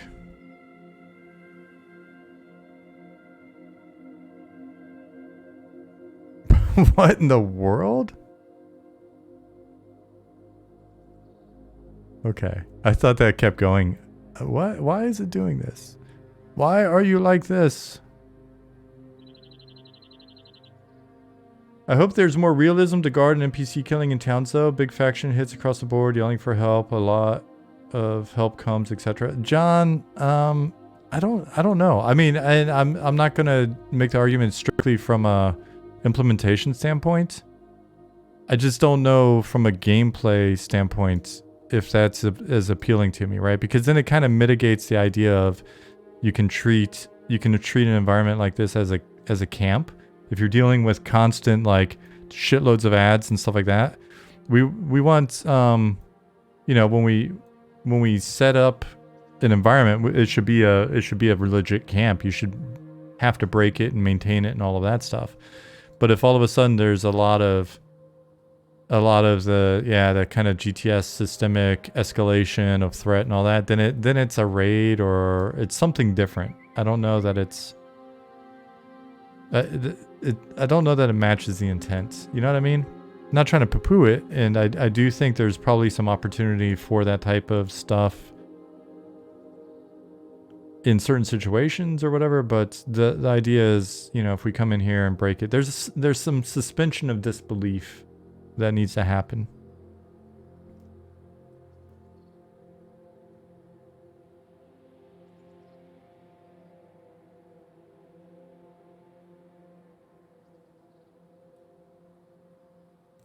Cambam made the point there.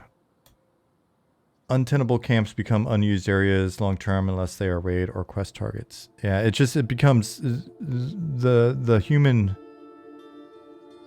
will always be seeking the path of least resistance, and it just won't be it won't be on the list of camps if we make it too gnarly.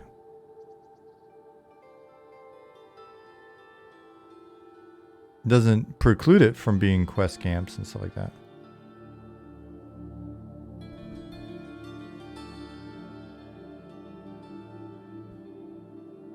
Oh shit, I think I've gone over my 277 limit, didn't I? I'm curious to see what that does in the database. Oh man.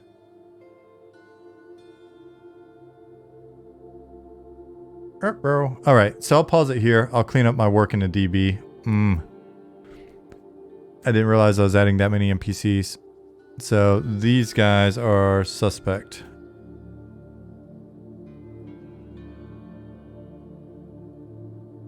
So I'll have to see what winds up happening there. No, it's not an actual limit. What I was doing, I'll explain so there's not a misunderstanding. If you look here, I was just grabbing a range where there were no NPCs, and it just happened to be between where some NPCs were already in. And because of the way the tool works, it's not alerting me that I'm basically duping or overriding rows here.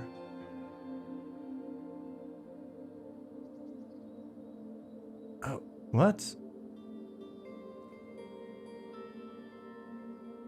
This is interesting. Okay, I didn't go over it. Oh, okay. Where the F did I get? Okay. Okay, great. Was it when I was trying to click on the... I think it was just because I was trying to click on this point and it brought up... I looked over, and when I saw in this inspector, I had selected, like... I saw 280 here or something, and I thought it was the one I was currently working on. I was like, oh shit, how did I overwrite the data? Anyways, okay. False alarm. Nothing happened. Nothing to see here. Cool.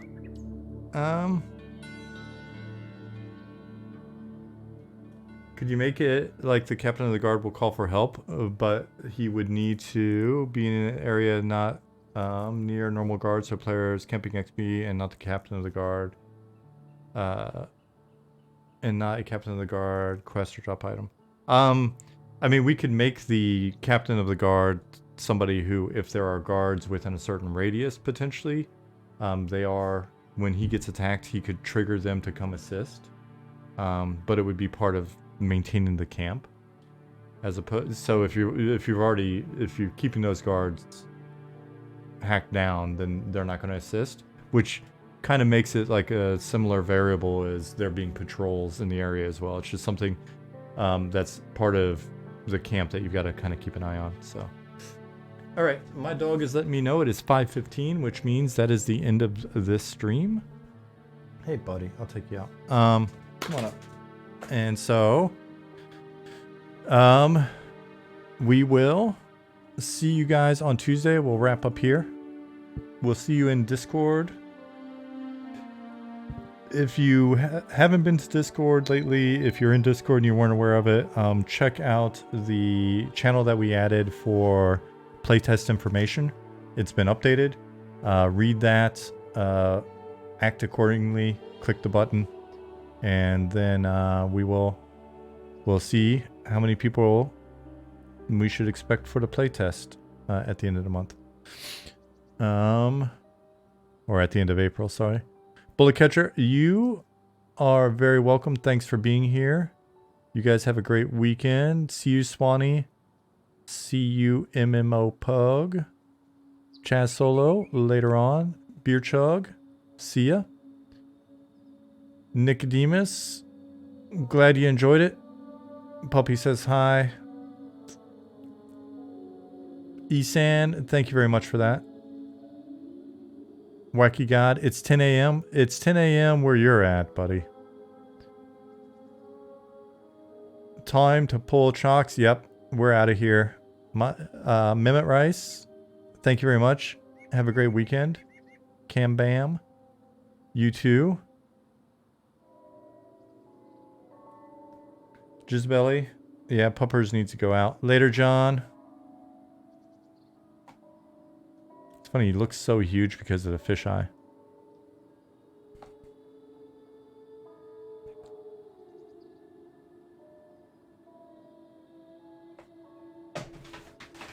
All right. If that's it for the goodbyes, everybody have a fantastic weekend. I will see you in Discord and stuff. And then I will be back on Tuesday. Organic Cacao. See you later. I'm clicking the button now. Bye-bye.